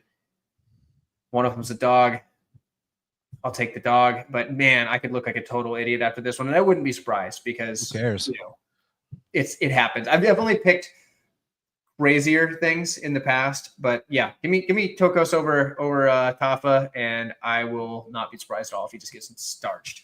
No, this is good. We need some disagreement here, but not for the sake of it. It has to be natural. We got a comment about Tuko rolls with Brendan Allen. Yeah, like the guy trains with good people. To me, he's that guy at the gym that, he's everybody's punching bag. Like Jean Vellante rolls with Chris Weidman. Like, to me, Tuko Tokkos reminds me of that girl in college that got ran through by the entire football team, So, yeah, I don't really put too much stock into that. Now, next up in the welterweight division, we got a matchup between Chris Curtis. He's 31-12, taking on Max Griffin, who's 20-11. Currently, they got it Chris Curtis minus 300. The comeback on Max Griffin is plus 250. So a lot of people think this is like a prospect versus a vet, but they're wrong. This is 2 vets. I mean, Max is 39. Chris is 37. Chris is dropping to 70s, for the first time in the UFC, but not for the first time in general, because, a lot of us remember what happened against Bilal Muhammad on the regional scene when Bilal Muhammad was on this dude's back, like playing to the crowd and shit, like literally embarrassing him. You know that clip of Chris Curtis and Sean storming the cage against that one guy? Yeah. So Bilal clowned Curtis so bad when he fought him that afterwards, when the ref separated them, because Bilal was on the guy's back pounding him, they had to get in there and separate because Chris tried to fight him after the fight too. Like, the guy's a sore loser. But yeah, man. So he's dropping to 70s for the first time in the UFC, but we've seen him at 70s before. Like I said, the Bilal fight on the regional, some of those PFL fights. Yeah, it's just like, where do y'all see Max Griffin at too? I feel like Max had his little run, and what was unfortunate for Max is that what basically stopped him from having a 5-fight win streak was kind of low-key getting robbed against Neil Magny. Like, you remember when he floors Neil Magny, like wins that second round too, but loses the third round bad and then loses a split decision. I was like, man, what it does for a dude's career back in 2022 if they beat Neil Magny, like, yeah. So like Max Griffin was right there, man. And that Tim Means fight, I thought he did his thing. I don't know how that was a split decision, but ever since then, he's been on a massive decline. I didn't really think he beat Jeremiah Wells, man. I thought that shit was low-key. I'm not saying Wells looked good by any means, but like when it was going to decision, I was like, oh, Wells probably got that. Nope. So yeah, I haven't liked Max Griffin's current form. Chris, I faded him with Burial at like a big number. Man, we were close. We were pretty close, man. Sometimes the volume just ain't there with Chris. But what I do like about Chris, I mean, man, when he rips to the body, it can be beautiful at times. Sometimes the way he lets his hands go is nice, but sometimes he doesn't let his hands go and cries. Weezy, what do you kind of think, man? Because we're not talking about minus 150 here. We're talking about minus 300. And Chris Curtis isn't a guy I trust at these numbers, but I mean, I don't have any enthusiasm in backing this form of Max Griffin either. So for me, it's a pass, but maybe you view it differently. Yeah, I mean, I kind of feel like if you're going to make me bet this fight, I'm probably like taking a little shot on Griffin by decision, or maybe a Griffin 3.5 points handicap. But Chris is going to be the better striker here, and it's not like we're going to be able to count on Max Griffin having any offensive grappling success. People say that Chris Curtis is low volume, but he actually attempts 13.1 distance strikes per minute, and the divisional average is 11.1, and that's at welterweight. So he's actually, those stats come at middleweight, where you see even lower volume fighters. So Chris actually does throw a decent amount of volume, and compared to Max Griffin, he throws a lot more, because Griffin's only attempting 9.9 distance strike attempts per minute. So yeah, I think Curtis is going to win the minutes on the feet. And I don't think that there's going to be anything else. I don't think there's going to be a lot of clinch exchanges here. I think that this is going to be kind of a fairly close decision win for Chris Curtis, where he does the better work. I mean, Max is historically very durable. He's only been finished twice in 31 professional fights, and one of them was a submission in the last fight to Chiesa, and the other one was a third-round ground-and-pound knockout by Colby Covington, where he was just getting smothered and taken down over and over again. Obviously, that's not Chris Curtis's game, and Chris Curtis isn't going to jump on your back like Michael Chiesa and rear naked choke you. So I think it's going to wind up being a close fight. It probably goes to decision 75% of the time, and as disgusting as the line is, I don't think anybody's going to be surprised if Chris Curtis gets his hand raised at the end of this one. I think he's probably just going to win this fight, and it is what it is. I mean, the thing, Tyler, is that I've gotten big time sweats by Max Griffin before. I remember I think I laid a similar price to where Curtis is on Zaleski once in Brazil against Max Griffin. And dude, Max Griffin gave me a sweat that night. He can crack, and he's kind of awkward, man. He's kind of goofy the way he moves and stuff, but like from time to time, he'll surprise you. Remember when he whooped on Mike Perry in Florida as a massive underdog? Like from time to time, he will surprise people. And Chris Curtis has an affinity for dropping the ball. How do you see this one going down? Yeah, I never thought I'd be taking Chris Curtis at minus 300 in the year 2025, but of all the matchups for him, this is one where he has all of the tools he needs to win this fight. And he would have to drop the ball to lose, because if you're telling me you're going to get somebody that's going to go out there and essentially box with him for 3 rounds, I don't see how. I mean, I just don't see how Curtis loses. He's got really tight defense. The numbers are total BS in every Chris Curtis fight. They'll say people are like outlanding him by these wide margins, and I'm like, what shots are you seeing get through? Some of them, sure, but he's taking them on the arms, and like I guess those count as significant strikes these days. I don't know, but Chris Curtis is the guy that he's not taking these shots flush most of the time. He's ripping body shots. He's got super good power on the feet. Like, I mean, he's clean. His combinations are there. The counters are there. Everything you need in a boxer. And he's getting a guy that's going to go out there and box with him. I'd be surprised if Griffin goes to a wrestling heavy game plan. And if he does, I think he gets stuffed most of the time. I understand that the move down to 170 could be alarming, because he's been a middleweight for quite some time now. So, the move down, it's one of those things where you're like, moving back down in weight's usually like a bad sign. I get it. But man, I think Curtis is better everywhere this fight is going to take place. So I got to go Curtis, and I'm thinking maybe second round knockout. And it won't be the knockout in the way of like, he just clubs him and he puts him to sleep. I think it's going to be he hits him in the body and he falls down, and then the follow-up shots, he gets TKO. So I'm thinking second round body shot TKO, Curtis wins. Matt asked who drops weight classes at 38 successfully. I think that's a great question, and I think that if Curtis was fighting, someone that was hungry, someone that was a threat to the rankings, or even like a legit, in his prime top 30 guy, I think we'd be talking at length about this. But I think the fact that Curtis has fought at 70s before, the fact that he lives in Vegas and has all the resources with the PI and, you know, the modern science that they have over there, you know, like, because you remember like Jose Aldo, right? Used to kill himself to make 145, right?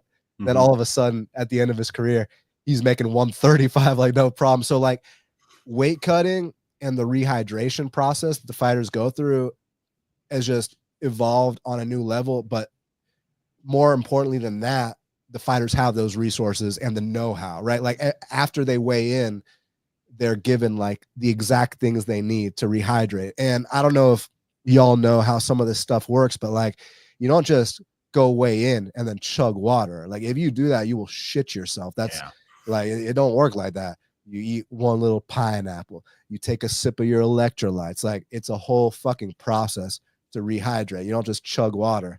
So I think that's a fantastic question, but the issue is, you know, this dude's fighting a dude who will be 40 on his next birthday, and, you know, has not been looking good. But yeah, it's like, I'm not as confident as Tyler.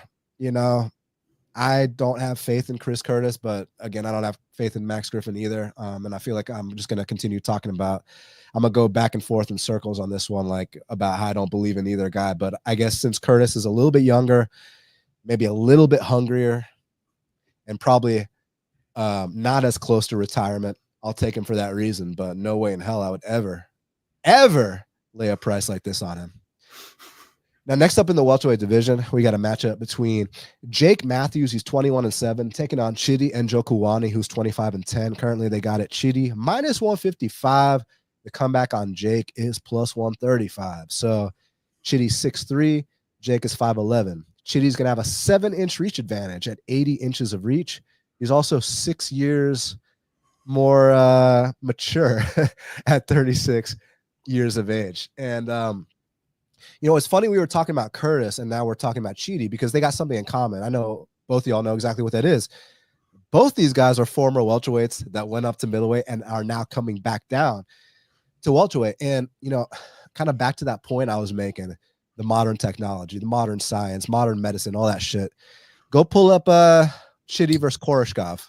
You know what I'm saying? The blueprint was laid out on how to beat Chidi back then. You take him down, he can't get back up, you ground and pound TKO the guy, he moves up to 85s. And he even talked about how, like, man, when I was doing these cuts, I'd lose my hearing. The reason my voice sounds the way it does is because of the weight cuts, right? Like people think that this dude should be like a voice actor. And like, hey, man, he sounds cool, I got to admit, but like, it's not cool how it happened, you know? Did you hear they had him reading storybooks to like kids in the back at his last media day? I believe it. Yeah, that's great. Yeah, like the guy's got a great voice. And also, I know y'all know about this, but for those that don't know, his brother Anthony Njokuani, shout out to him. You know, he had a 3-fight knockout streak in the WEC where like he got KO of the night 3 fights in a row, and he was the man back in the day. He had an incredible fight with Edson Barboza when he came into the UFC. But anyways, back to Chidi. So at first I was very concerned about Chidi dropping to 70s because Chidi moved from 70s for a reason, guys, right? So I was like, yo, what the hell is this guy doing? But again, they have the resources now. They know how to rehydrate properly. And I know someone's going to be like, hey, but he missed weight his last fight. Yes, he missed weight his last fight, but he rehydrated like a motherfucker his last fight, right? He came in not looking like he missed weight his last fight. I was thinking that last fight, Elizeu Zaleski's going to take him down one time, and the fight will be over shortly after, kind of like Elizeu did to Curtis Millender. Nope. Chidi's get-up game has been looking damn good. And, you know, the fight prior, he fought my boy Jared Gooden. And a lot of people don't know what actually happened in that fight. I do. You know, 2 weeks after that fight, I called Jared because if you've ever watched Jared fight, you know that was probably his worst career performance. You're probably like, bro, like, what the fuck was that? Like, this is your game plan? Like what are you doing, dude? So I called Jared. You know, when I got friends that are in the UFC and whatnot, and they take an L, you know, I ain't gonna, you know, be harassing them the day of, the day after. But I was genuinely curious what the fuck happened that fight. So, you know, I let 2 weeks pass. I called Jared up and I nicely asked him what happened. And I'm getting ready for him to say some dumb shit and me to tear into him, right? Because y'all saw that fight, right? Like, what the fuck was that, right? Here's what Jared tells me. Number one, he hasn't even rewatched that fight because of how embarrassed he is. Number 2, he was hospitalized the night before that fight. Number 3, he gassed out during the walkout, could not even feel his legs, and should have pulled out. But, you know, when you're trying to make a name for yourself and, you know, you can't pull out, the UFC will cut you. Well, they ended up cutting him anyways, but like I'm saying, like he had no choice but to fight. So it didn't matter that he couldn't feel his legs. It didn't matter that he couldn't breathe. It didn't matter that he couldn't move. But let me tell you something, Weezy. The fact that he took that punishment in the clinch and didn't go down, yo, my boy Jared's one of the most durable motherfuckers I've ever seen in my life. Like, shout out to Jared, bro. Like, and I'm glad Jared retired, because if Jared didn't retire, he'd eat like 1,000 more significant strikes and not go down. And I don't want to see what he's going to be like in 10 years. So thank you for retiring and knowing when to say when. Like, I appreciate that. Like, you know, for real. But that's why Jared looked like shit that fight, you know, because he was sick, hospitalized, clearly not himself. Now, I'm not saying Chidi wouldn't have won if that was the best version of Jared. I'm not saying that at all. I'm just saying that's why it was such a lopsided fight. But, dude, one thing I noticed in that fight, when Jared took him down in that first round, Chidi instantly got up. So when it came time to cap the Zaleski fight, I was thinking, well, you know, Jared was hospitalized the night before. Of course, Chidi got up. But when Zaleski takes him down, he ain't getting back up. When Zaleski took him down, he got right back up like it was nothing. So that right there shows me, and Zaleski's a fucking serious black belt, okay? Check out what Zaleski's about to do to Neil Magny in a month or two. That right there was like, yo, okay, Chidi he's making a little run here at 70s. I like it. And my whole thing was like, you either got to be all the way out against Chidi or all the way in. That's bullshit too. All the way out, you got to deal with his fucking range. Okay, now you close the distance on him. His clinch game is absolutely disgusting. The way to beat Chidi, I mean, you could catch him, of course, but the way to really beat Chidi is you have to do what Korshkov did. You have to do what Hobocop did. You have to get on top of this guy when he's tired. That's when he can't get back up. And no one's been able to do that at 70s lately. Now, I got to give Jake a lot of credit, man. Jake's a dude that's been in the UFC since he was 19, okay? And how old is Jake even 30 yet? He just turned 30, right? Yeah, he's 30. Yeah, Jake just turned 30. He's been in the UFC 10 plus years, man. Hey, shout out Jake Matthews for that. I got to say, I think Jake's looked very mature these last few fights. Against Phil Rowe, he gave Phil Rowe what we like to call on Half the Battle the vet lesson, a term that was coined on Half the Battle, by the way. And that fight he had against Prado, I mean, there was nothing close about that fight. He put a clinic, an MMA clinic on Prado. I like the direction he's headed in. But from time to time, when I think, okay, Jake's finally put it all together, then Tony Martin chokes him unconscious. And then I'm like, oh, yeah, okay, we got inconsistent Jake again. I'm going to go bet on prime Li Jingliang against him. Li's going to break this guy. Jake's a quitter. And then Jake 30-27s Li Jingliang and drops him all over the place. So I don't feel like I have an accurate read on Jake Matthews. And my hesitancy to jump on Chidi is that I've been looking to fade Chidi, but Chidi's surpassed my expectations. This is a tough one to call, guys, for me at least. I'm going to go Chidi here. I think that Chidi, his takedown defense and get-up game has looked good enough at 70s to where I think he's not going to get held down, and I think he's going to be a problem for Jake standing and in the clinch. However, there is a path, and there's been a path for a long time on how to beat Chidi and Njokuani. And if I see Jake on top of him, pounding him out, I'm not going to be surprised one bit. So it's a pass for me. Pure pick Chidi. But Tyler, honestly, man, it's a tough one for me to call. Yeah, I get that. It was one of the last fights that I really felt like I could make a pick on. I went back and forth a little bit, and then it came in.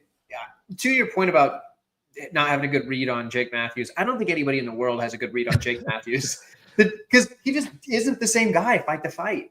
But lately he's looked a little more consistent. I had the inconsistent little mark on my whiteboard every time I broke down a Jake Matthews fight for the longest time. And his last few fights, he's consistently looked pretty good, right? So I finally didn't put it up there this week. We'll see. Because now watch this be the one where now I'm like, there he is again. But I think if Jake Matthews shows up, the one that's been showing up, I think he can fight at the right range because let's be honest, at full distance range, Chidi's going to have the better strikes. He's going to be the longer guy, better kicks, all that good stuff. All the way in on the clinch, Chidi's going to be the better guy. He's got that tie background, all that good stuff. But in between, in the boxing range, Jake Matthews should be the better boxer.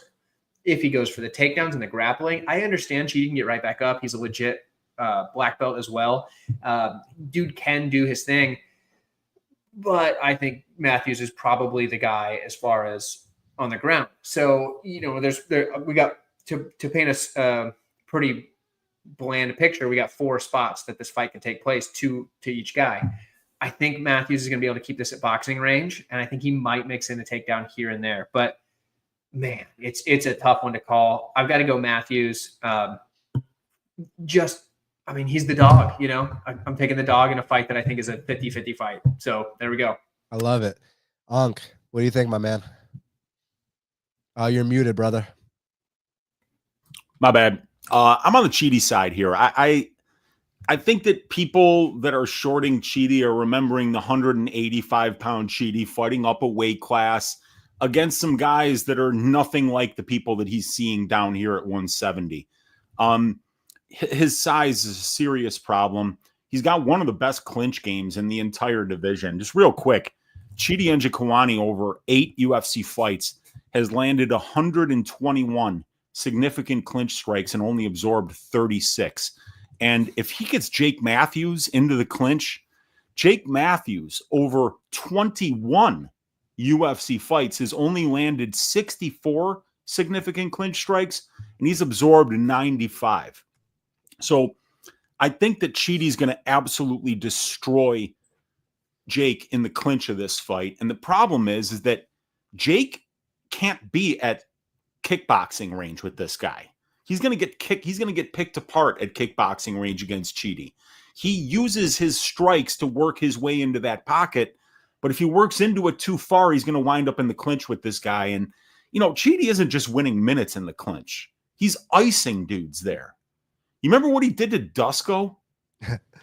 I thought Dusko was dead. The way that he slumped over when he got hit with that elbow in the clinch there, I thought it was over for poor Dusko. I thought they were going to have a public, funeral for the young man in Serbia, and everyone was going to talk about their favorite fighting memories of him. And then Chidi went out there and destroyed Elizu Zaleski with a clinch knee that just ended the fight. You just cannot be in close against this guy.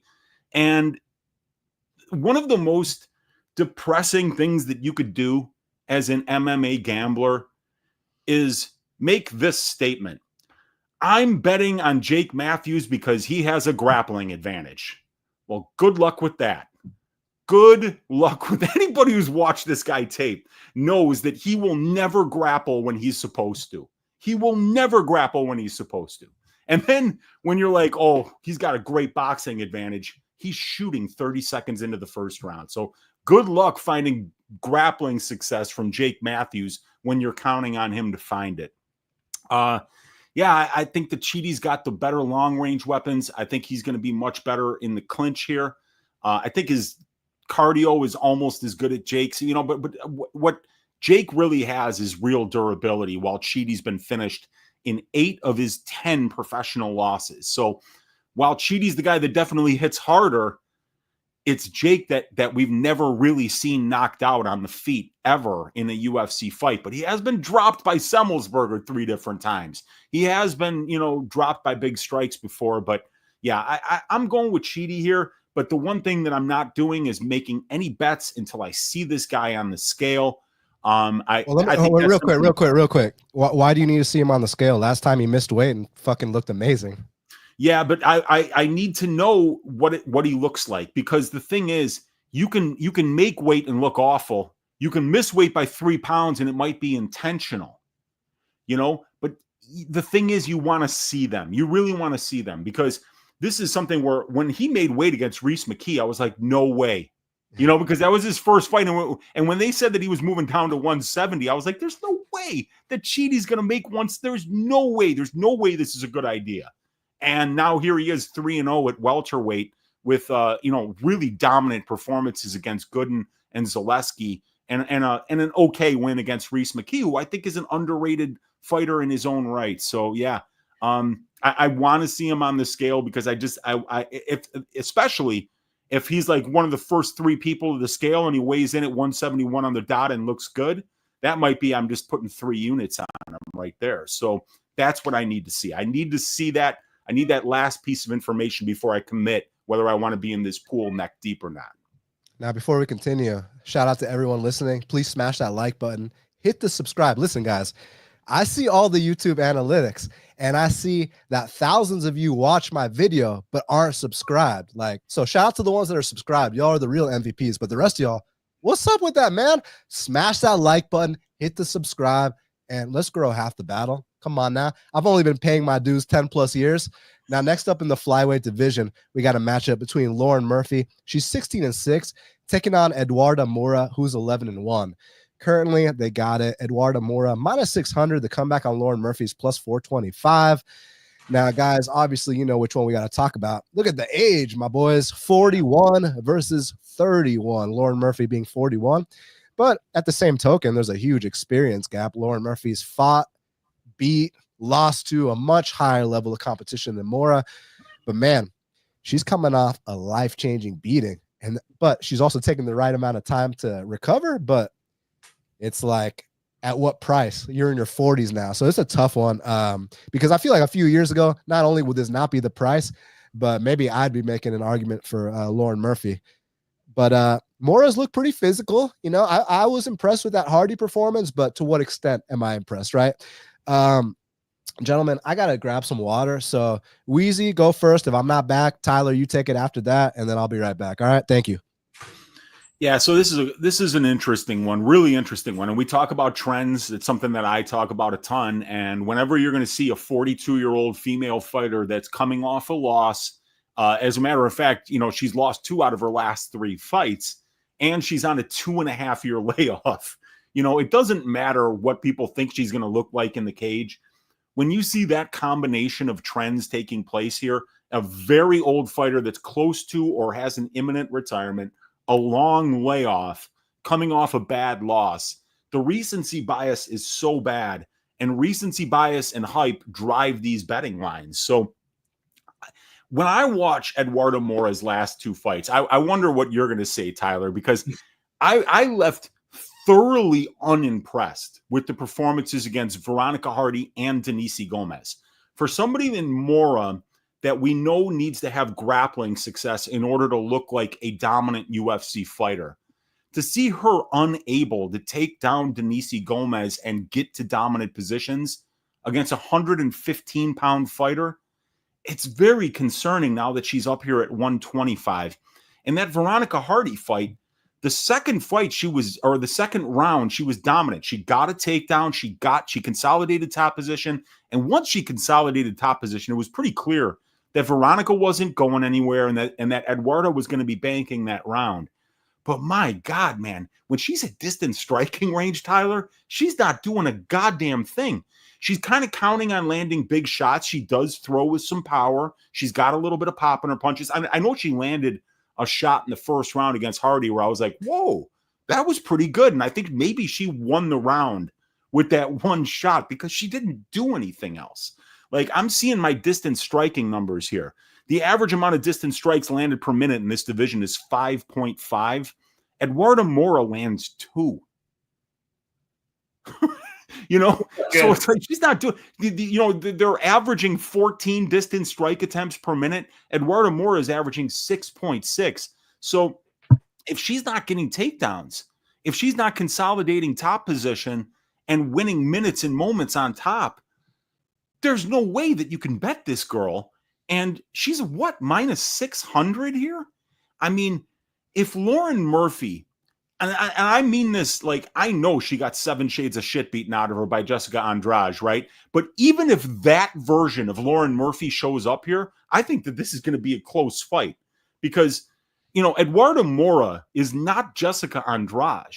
You know, I mean, her best UFC win is Veronica Hardy, and she barely won a 29-28 there. You know, the wins against, you know, I mean, like, you could tell that a lot of these Brazilians, some of them fight in in good organizations like Shutu and Jungle Fighty. But then you got the ones that are in demo fights and like Thunder Fight and like some of these other organizations where there's not even tape of your fights most of the time, and you're fighting some really low-level guys. As a matter of fact, Demo Fight is an organization that's been set up by Eduarda Moura's gym, Galpao de Lucha, to get to build records of their gym. You look at Jailton Almeida, when he came to the UFC, he had 18 fights and there was tape of 2 of them. Same thing with Eduarda Moura. She was the former Demo Fighty strawweight champion. There's no tape of any of it, and she's fighting a bunch of 0-0 girls. So it's a massive step up in competition. Lauren Murphy's fought everybody. Like the losses are to, she's won 3 of her last 5 fights, and the losses are to Valentina and Jessica Andrade. They would destroy Eduarda Moura. So I just feel like maybe Lauren Murphy has one more 29-28 really razor close decision win left in her. And if she does, you're cashing at like plus 600 almost on a decision prop here. So I feel like Lauren Murphy plus 3.5 points handicap, Lauren Murphy by decision, Lauren Murphy money line. I think there's a lot of value there because Eduarda Moura, in my opinion, still has a ton to prove. Yeah, shout out my boy Matt donating $19.99 to the show. That's really, really nice of you, man. Thank you so much. Really appreciate you, man. What do you think, Tyler? Because I mean, listen, in Lauren's prime, she had what we like to refer to as crackhead cardio. Like, if your gas tank is at all within question against a prime Lauren Murphy, ask Misha Tate about that. You know what I'm saying? Yeah. Like, ask some of these girls what would happen down the stretch in fights. So I know Moura's got those big muscles. I know that when she gets tired, she pulls guard. Like, what's this fight going to look like in round 3, especially at odds like this? What do you think, man? So there's nothing I would love more than to be wrong about this one, because I love Lauren Murphy. I'm a big fan of Lauren Murphy. Huge, long-time fan. Like, she's one of my favorites in the division for sure. But I think Moura's going to edge it out. She's not going to cover the price tag, aside from the fact that she'll win. But it won't be like, wow, that's what I expected from a minus 600. At least in my opinion, I don't think that's the case. But I do think she's going to be able to top time her. I think she's going to be able to do that for at least 2 rounds and survive the last one. Because the 3rd round is going to be scary, in my opinion, because Lauren Murphy doesn't slow down. She never has. She's been away for like 2 years, so I guess who knows? But at the same time, I mean, Lauren Murphy is as tough as they come. You'd be hard pressed to find a tougher woman on the planet than Lauren Murphy. That woman can walk through a tornado and come out looking, rough, but still ready to go another couple rounds. So tougher than anybody. But at the same time, I think she's going to get top timed here. I think Moura's going to be able to get the takedowns, especially in the 1st and 2nd. Murphy hasn't been in there in a while. She hasn't experienced somebody that's coming at her to get those takedowns with the intent of a fight. Like in the gym, it's a little different. Moura can get them, and I think she's going to win the first 2 rounds and survive the 3rd and edge it out. But if Lauren Murphy wins, I will still be celebrating. Man, the chat's got me dying with some of these comments, man. But listen, doesn't take a genius to pick a minus 700. If this were different circumstances, such as half a decade ago, it'd be a different pick. But I expect, a drop-off performance from Lauren Murphy here. And, that's just the bottom line. So, yeah, I'll go with Moura as well. Now, next up in the heavyweight division, we got a matchup between Kennedy and Nzechukwu. He's 14-5, taking on Valter Walker, who's 13-1. Currently, they got it Kennedy minus 210. The comeback on Valter Walker is plus 180. Kennedy's 6'5", Valter is 6'6". Holy shit, there's finally someone taller than Kennedy. Kennedy's got an 83-inch reach. Valter Walker's got a 78.5-inch reach. Kennedy is 5 years older at 33 years of age. And man, so Valter's like a 27-year-old heavyweight prospect. You know what I like about this kid, Valter? I mean, obviously you all know he's Johnny's brother, but he fights nothing like Johnny. Like, Johnny's like a risk taker, or used to be at least. When Johnny first came to the UFC, he was getting these crazy like flying knee and like spinning KOs and all this shit. His brother's a lay and pray guy. But what I like about that is Valter's not going to come out here and try to fight like Johnny. Valter's not going to throw no flying knees. He's not going to try to spin. He's going to just try to hump legs, smell your crotch. And listen, I don't like watching that style, but I respect the fact that he knows who he is. He knows exactly who he is. So I respect that. And for like a lay and pray guy, he's gotten heel hooks his last 2 fights, which is cool. But like, how long is that going to last? You know, you're not fighting Dontel Mays, who, by the way, I believe is the only man in UFC heavyweight history to have been heel hooked more than once in a UFC fight. And by 2 horrible grapplers, But we have to remind you, Dan, I had to interrupt you because he does train with John Jones. Just like Tuko Tokkos with that's right. You know, he trains with Brendan Allen. We got Dontel Mays trains with John Jones. He's going to be back, ladies and gentlemen. Yeah, he's not John Jones' punching bag or anything. He trains with John Jones, you know. But listen, guys, I talked about it earlier. Shout out to my boy Clint. I love Clint. He's been on the show many times. But I was watching Clint and Weezy on Monday. My boy Clint said that Kennedy is chinny. I disagree. Why do I disagree? Because look how inconsistent his durability was at 205. How do you eat like 200 significant strikes against Carlos Ulberg and you're fine, and then you get knocked out by an elbow that's not even blocked against Dawoon Jung? That's not because you're chinny. That's because you're cutting way too much weight. You know, if he was chinny, Carlos Ulberg would have killed him in that first round. That's the bottom line. So then you keep cutting that weight. Now you can't pull the trigger against a 40-something-year-old OSP. It was like, okay, bro, you're 6'5" with like an 83-inch reach, bro. Like, let's go ahead and move up to heavyweight. And you see Kennedy with water in his body and brain is a completely different guy. Now, granted, he got 2 softballs, but how did he treat them? Like softballs. He treated them very, very accordingly. This is a tougher fight than, well, I say that. One of those softballs beat this guy. Softballs beat this guy. Okay, but you know, MMA math doesn't mean shit. But going back to Kennedy's 205 days, because I guess what's important here is his takedown defense and get up game. He's a hard dude to take down. He's an even harder dude to hold down. And comes from a good gym at Fortis MMA where they're aware of these things. They work on these things. And he also has a sneaky little front choke that could be waiting for you as well if you take a sloppy shot on him. And then on the feet, yeah, you got to respect the power of just the fact that, you know, Valter Walker is like a 260-pound man. You know, he lands on your chin. I don't care who you are, but I think that there's going to be a big volume difference. I think there's going to be a big finesse difference. I think there's going to be a big difference in who's comfortable when this fight's at range.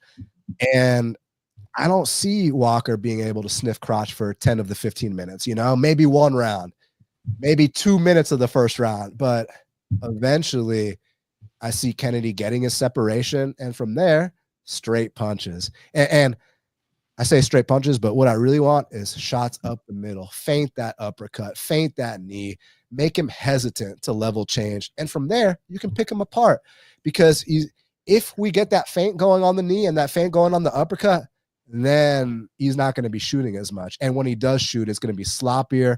It's going to be not as well timed. So, you know, we talked about Steve Garcia, like, not dropping that left hand. Well, Kennedy, let's feint shots up the middle. If you do that, I think he can cover this price tag and then some.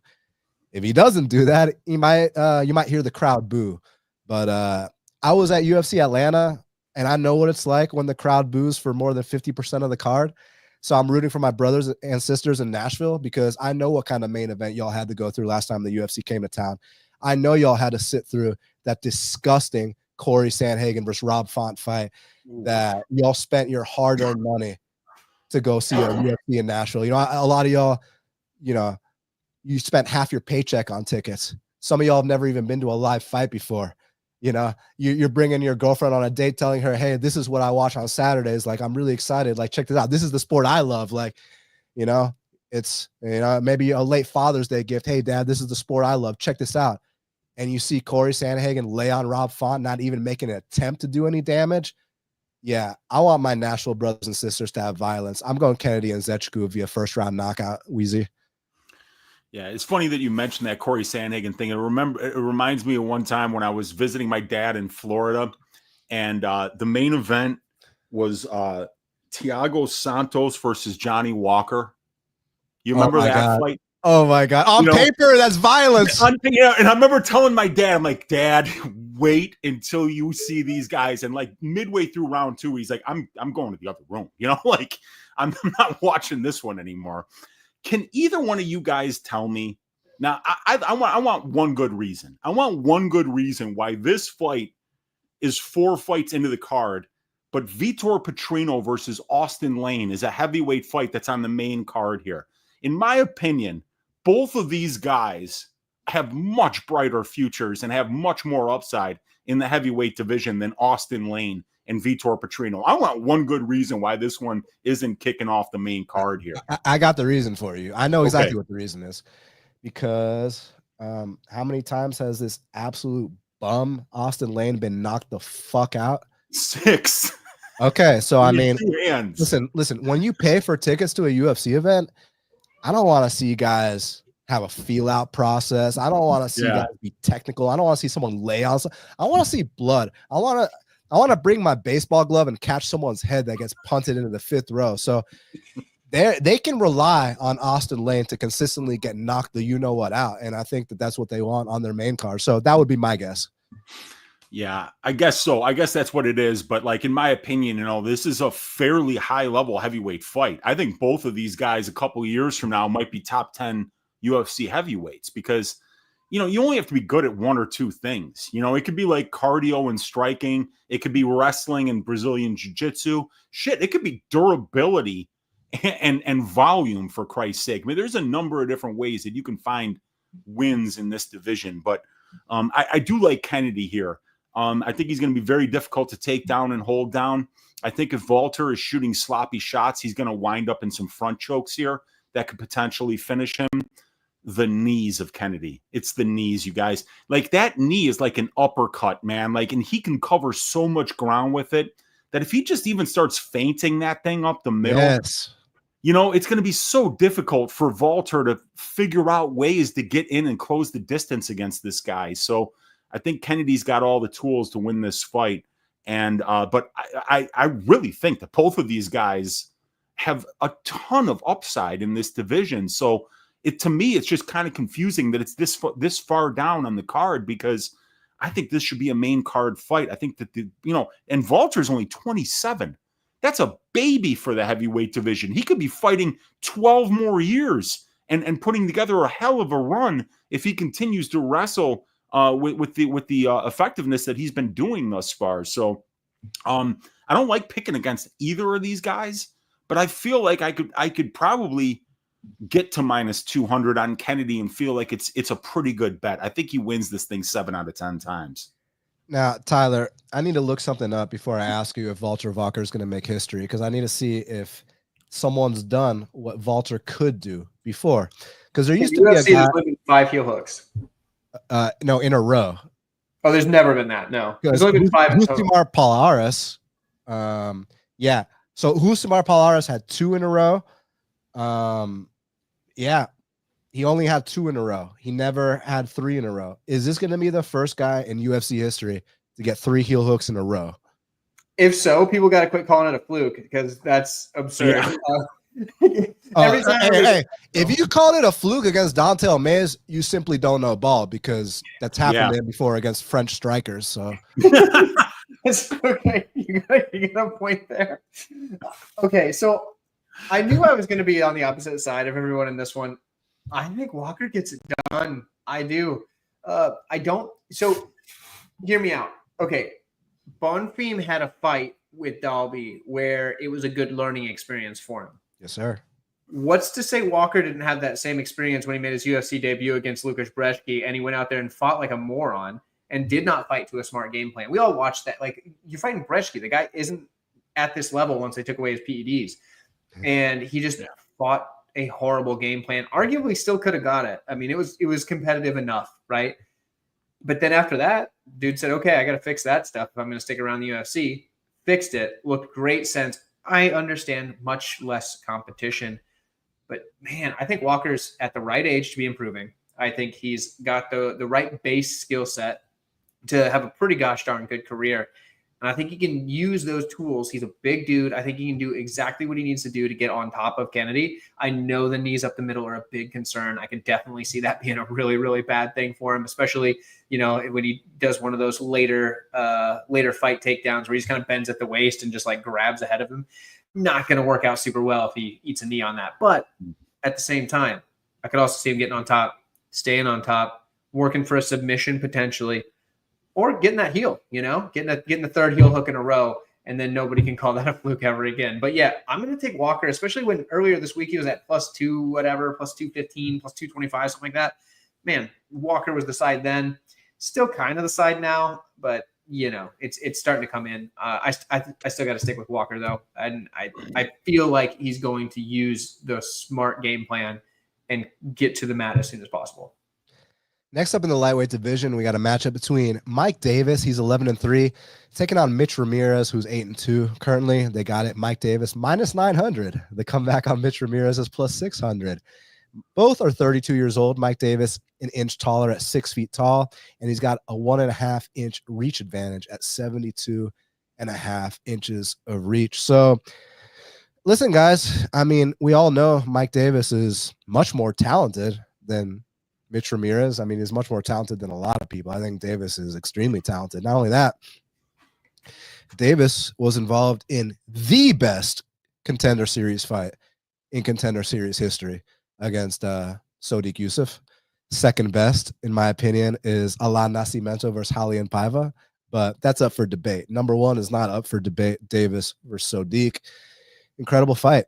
Davis is so talented. I love the gym he comes out of with Julian Williams. I'm a big believer in Julian Williams. I think if y'all don't know about my boy Julian Williams, he should have been in the UFC. He was like 7-0, 8-0, but he was like 37-38, so they didn't want to give him a chance. But like he's a monster. He's a legit black belt, and that's Mike Davis's coach. But what sucks is that Mike Davis is riddled with injuries, with health problems. I heard my boy Weezy say he's got Lyme disease.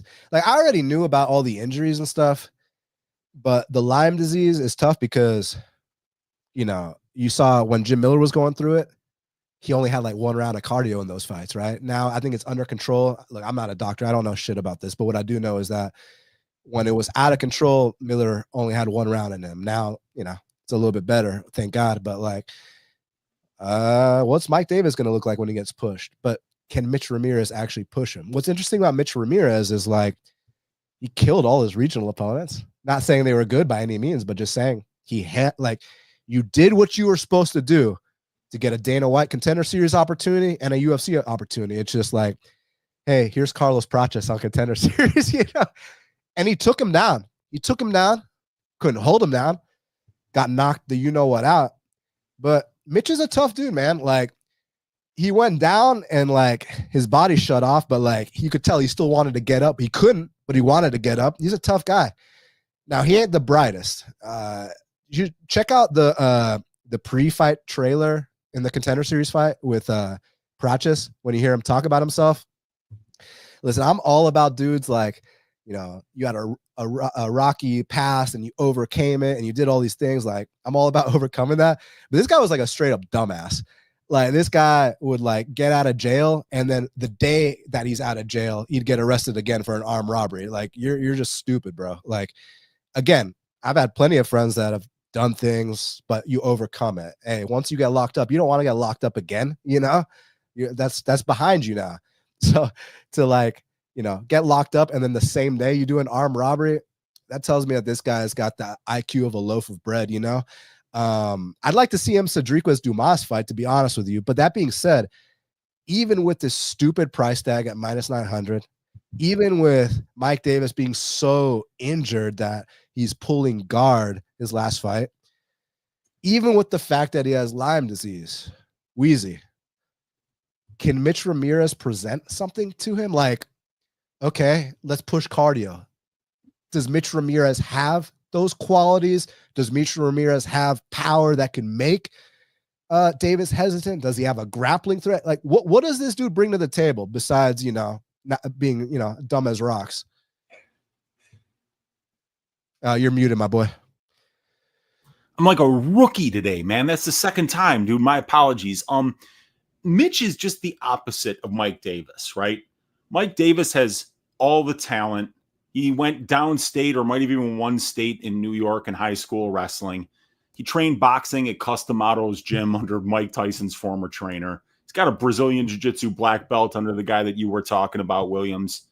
he's got the athleticism and the ability to put all those phenomenal skill sets together as a mixed martial artist. But the problem is that his body is kind of letting him down with a lot of injuries.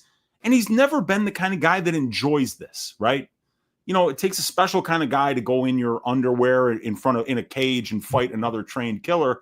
And frankly, I believe that 95 to 99% of the male population of the world would never do that. Would never do that. You know, like getting punched in the face, you know, when you like doing something where you know that you're going to get punched in the face, right? Most people aren't even going to sign up for that. So I think Mike Davis is just one of these guys who doesn't really fit the mold of a mixed martial artist, of the guys that we normally bet on, but he's got tremendous talent. And Ramirez doesn't have a whole lot of talent, but when you watch this guy fight, like he's smiling in there. He's absolutely at home in that cage. He's comfortable there. And that's the difference I've seen between these two guys, because let me go to my fight write-up. Let me read this to you. This is hilarious, right? Like I've got strengths and weaknesses of both fighters. Here's Mike Davis's strengths. He's taller, 1 inch taller, 1 inch reach advantage. He has more professional experience, 4 more fights, 85 more minutes of cage time. He's got more UFC experience, 5 more fights, 65 more minutes of octagon time. He's got the strength of schedule advantage. And then I rate distance striking, control time striking, and grappling. And I give him the advantage in distance striking, control time striking, grappling, athleticism, and cardio. And I still think Mitch might be able to win this fight if a depleted version of Mike Davis shows up. And Mike has said he wants to be more active. I don't think his body's going to let him. And here he is on about a 5-month layoff between fights. Go through Mike Davis's career. Find me a 5-month layoff between fights. You're going to have a hard time doing that. He's not an active fighter. His body is letting him down. I didn't even know that he had Lyme disease until like 3 or 4 days ago. And I saw him say it in an interview. And I'm like, this makes a lot of sense, man.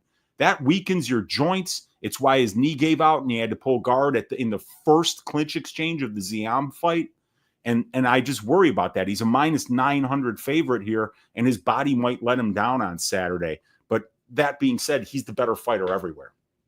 Yeah, I mean, I got to pick him as well, but you know, I ain't touching that price. Tyler, you think? I mean, you think Mitch? What kind of chance you give him? Like, how do you view him as a fighter? Because the way everyone views him is they've only seen him get ran through by Carlos and by Thiago, but on his regionals, he was doing his thing. I know some of the guys he beat. I know who Jeremy Holloway is. So, I mean, like that. I mean, yeah. What do you think? Yeah. So Mitch isn't terrible by any means. Like you said, on the regional scene, he's done well. He's done pretty well. Mike Davis is extremely talented, but Lyme's disease is a real deal. And this price almost makes me want to jump on the Mitch side. I can't do it. I can't bring myself to, because I understand that like literally everything else is on the side of Mike Davis.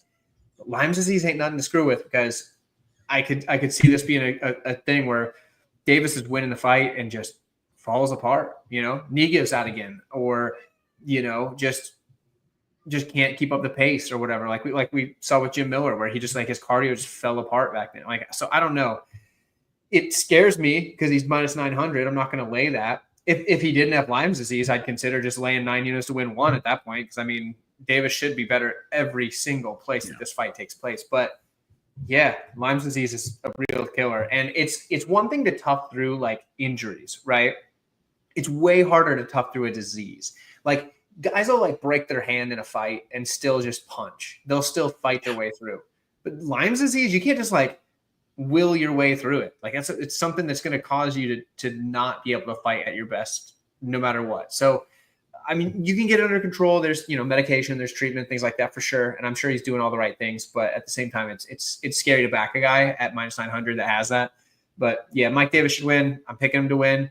Won't be surprised if he doesn't, because all of the things we've found out, thanks to Uncle Weezy, I found out the Lyme's disease as well. Heard that on Sunday over on his show with Brady. So yeah, Mike Davis is the pick. I won't bore you with anything else, but it's scary at the number. And last but not least, in the strawweight division, we got a matchup between Fatima Kline. She's 7-1. Taking on Melissa Martinez, who's 8-1. Currently, they got it. Fatima Kline minus 1,300. The comeback on Melissa Martinez is plus 775. I told my boy Meticulous, shout out the GOAT Meticulous, to make this Ludovic Kline versus David Martinez, but he wouldn't listen to me. So, yeah, minus 1,300, plus 775, my boys.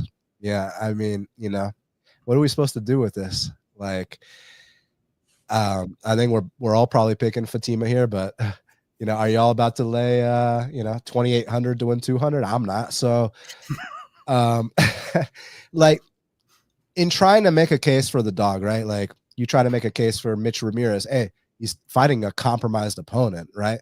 You try to make a case for Wonder Boy. Hey, if Bonfim gasses and stays on the feet, you never know. All right, well, let's make the case for Martinez. I don't think she's athletic at all. I think she runs around in point fights. Maybe she'll be hard to track down for a little bit. But the thing about it is, if this line is just based off Fatima being, having such an advantage grappling, I think Fatima has an advantage on the feet too. Yeah, she might not have as much movement, but she's technically sound. She's mean, and she's in the right weight class, most importantly. In hindsight, she had zero business in there with Jasmine, right? Jasmine was huge compared to her. Now, before the fact, that wasn't the case. You know what the odds were in that fight before the fact, right? Wasn't it like minus 110 apiece? Yeah. Like, okay. Times.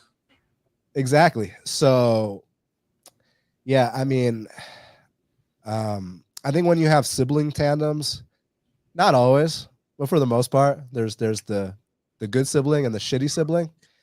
I mean, unless we're talking about the Diaz brothers or the Pettis bros, or but for the most part, there's the good brother and the shitty brother. But here's the good brother and the shitty sister.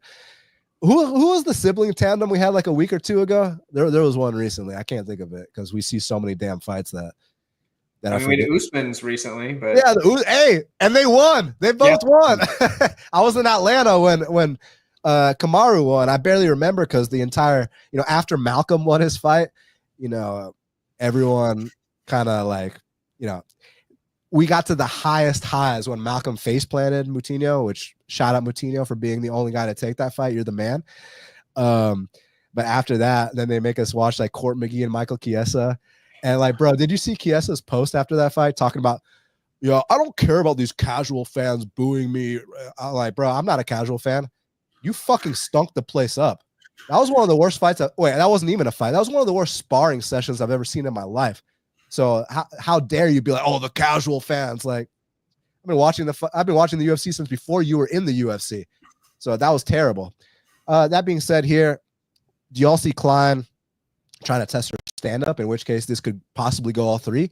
Or do you think she takes, Weezy takes that path of least resistance, gets this girl down, and does some mean things to her?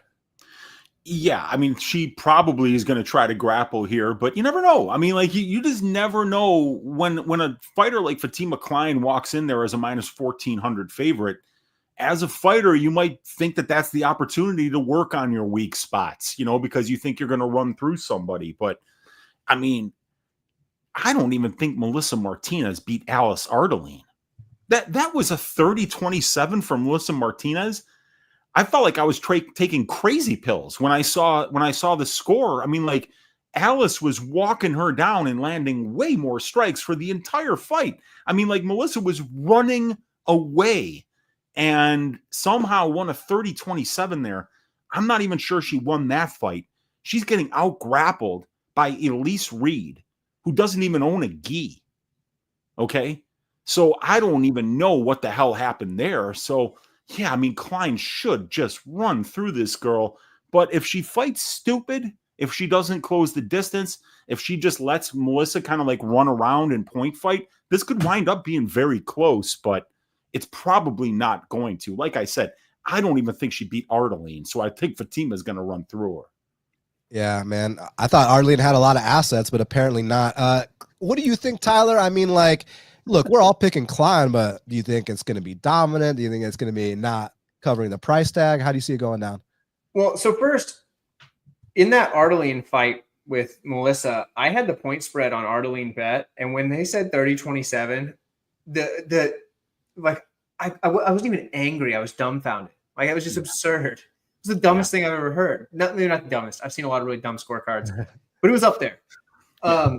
This fight isn't going to be. I don't think the line's wide enough. I really don't. I just don't see how Kline loses this fight, short of like a freak injury, right? I mean, that happens, but people can get struck by lightning. But I'm not that. We can't cap a fight based on, Is that they doing this outdoors? Yeah, like somebody drives their car into the arena like that. Like, wait, what are we looking at here? So, but if there's no freak accidents, crazy things happening like that, Kline wins this fight 100 out of 100 times, in my opinion. I just don't see how she loses the fight. I feel like you could lay 13 units to win one. I just don't see it. I don't see Martinez winning. I think Kline's a better striker. I think she's a far better grappler. I think she's better in the clinch. I think she's got better output, cardio, forward pressure, literally everything. I think she's got way better upside. I don't know. I don't know how Martinez wins. And it's not like Martinez is like awful. She's not like the drizzling shit's awful. She's not terrible, but she's not on this level, and Kline's pretty darn good. So, Kline probably wins this one short of a freak accident. Weezy, can Martinez hit water if she fell out of a boat?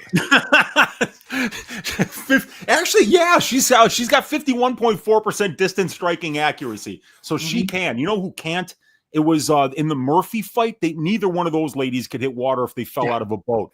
Eduarda Moura, 30% distance striking offense, and for Lauren Murphy, it's 32%. So they're going to be hitting a bunch of fresh air at distance striking range there.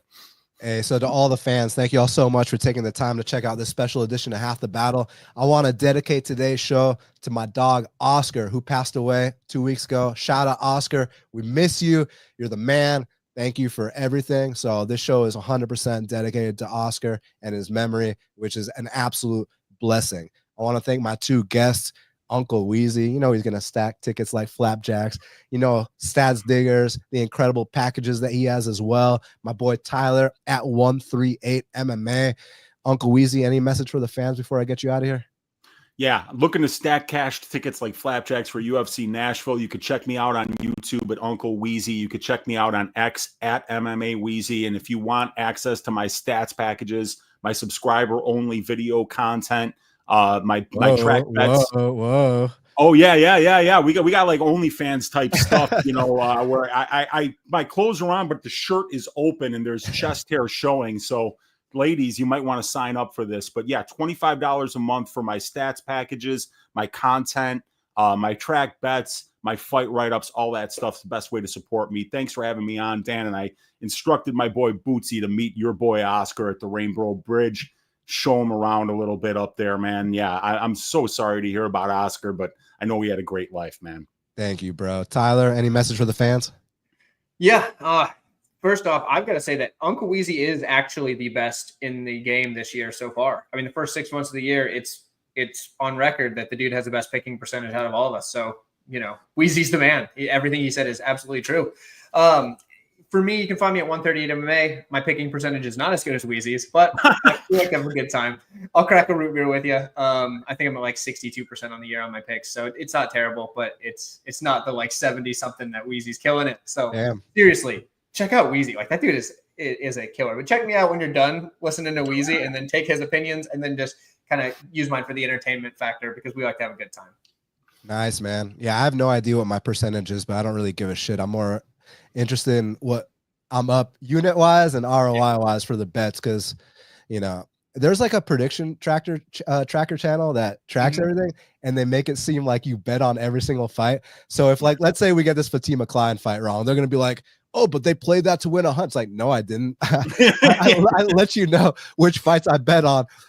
Yeah, so I'm not even gonna go there. But man, like, to me, I'm a better first. But yeah, I do love predicting fights and picks and all that shit, but I'm a gambler first. But man, it's an honor to have you two on. To the fans, thank you all so much. Like I said before, man, I see these analytics. I see that thousands of you watch my show but aren't subscribed. So please rectify the situation by subscribing, by smashing that like button, by leaving me a comment, by sharing, all that stuff. It truly goes a long way. So thank you all very, very much. Make sure you follow my guests.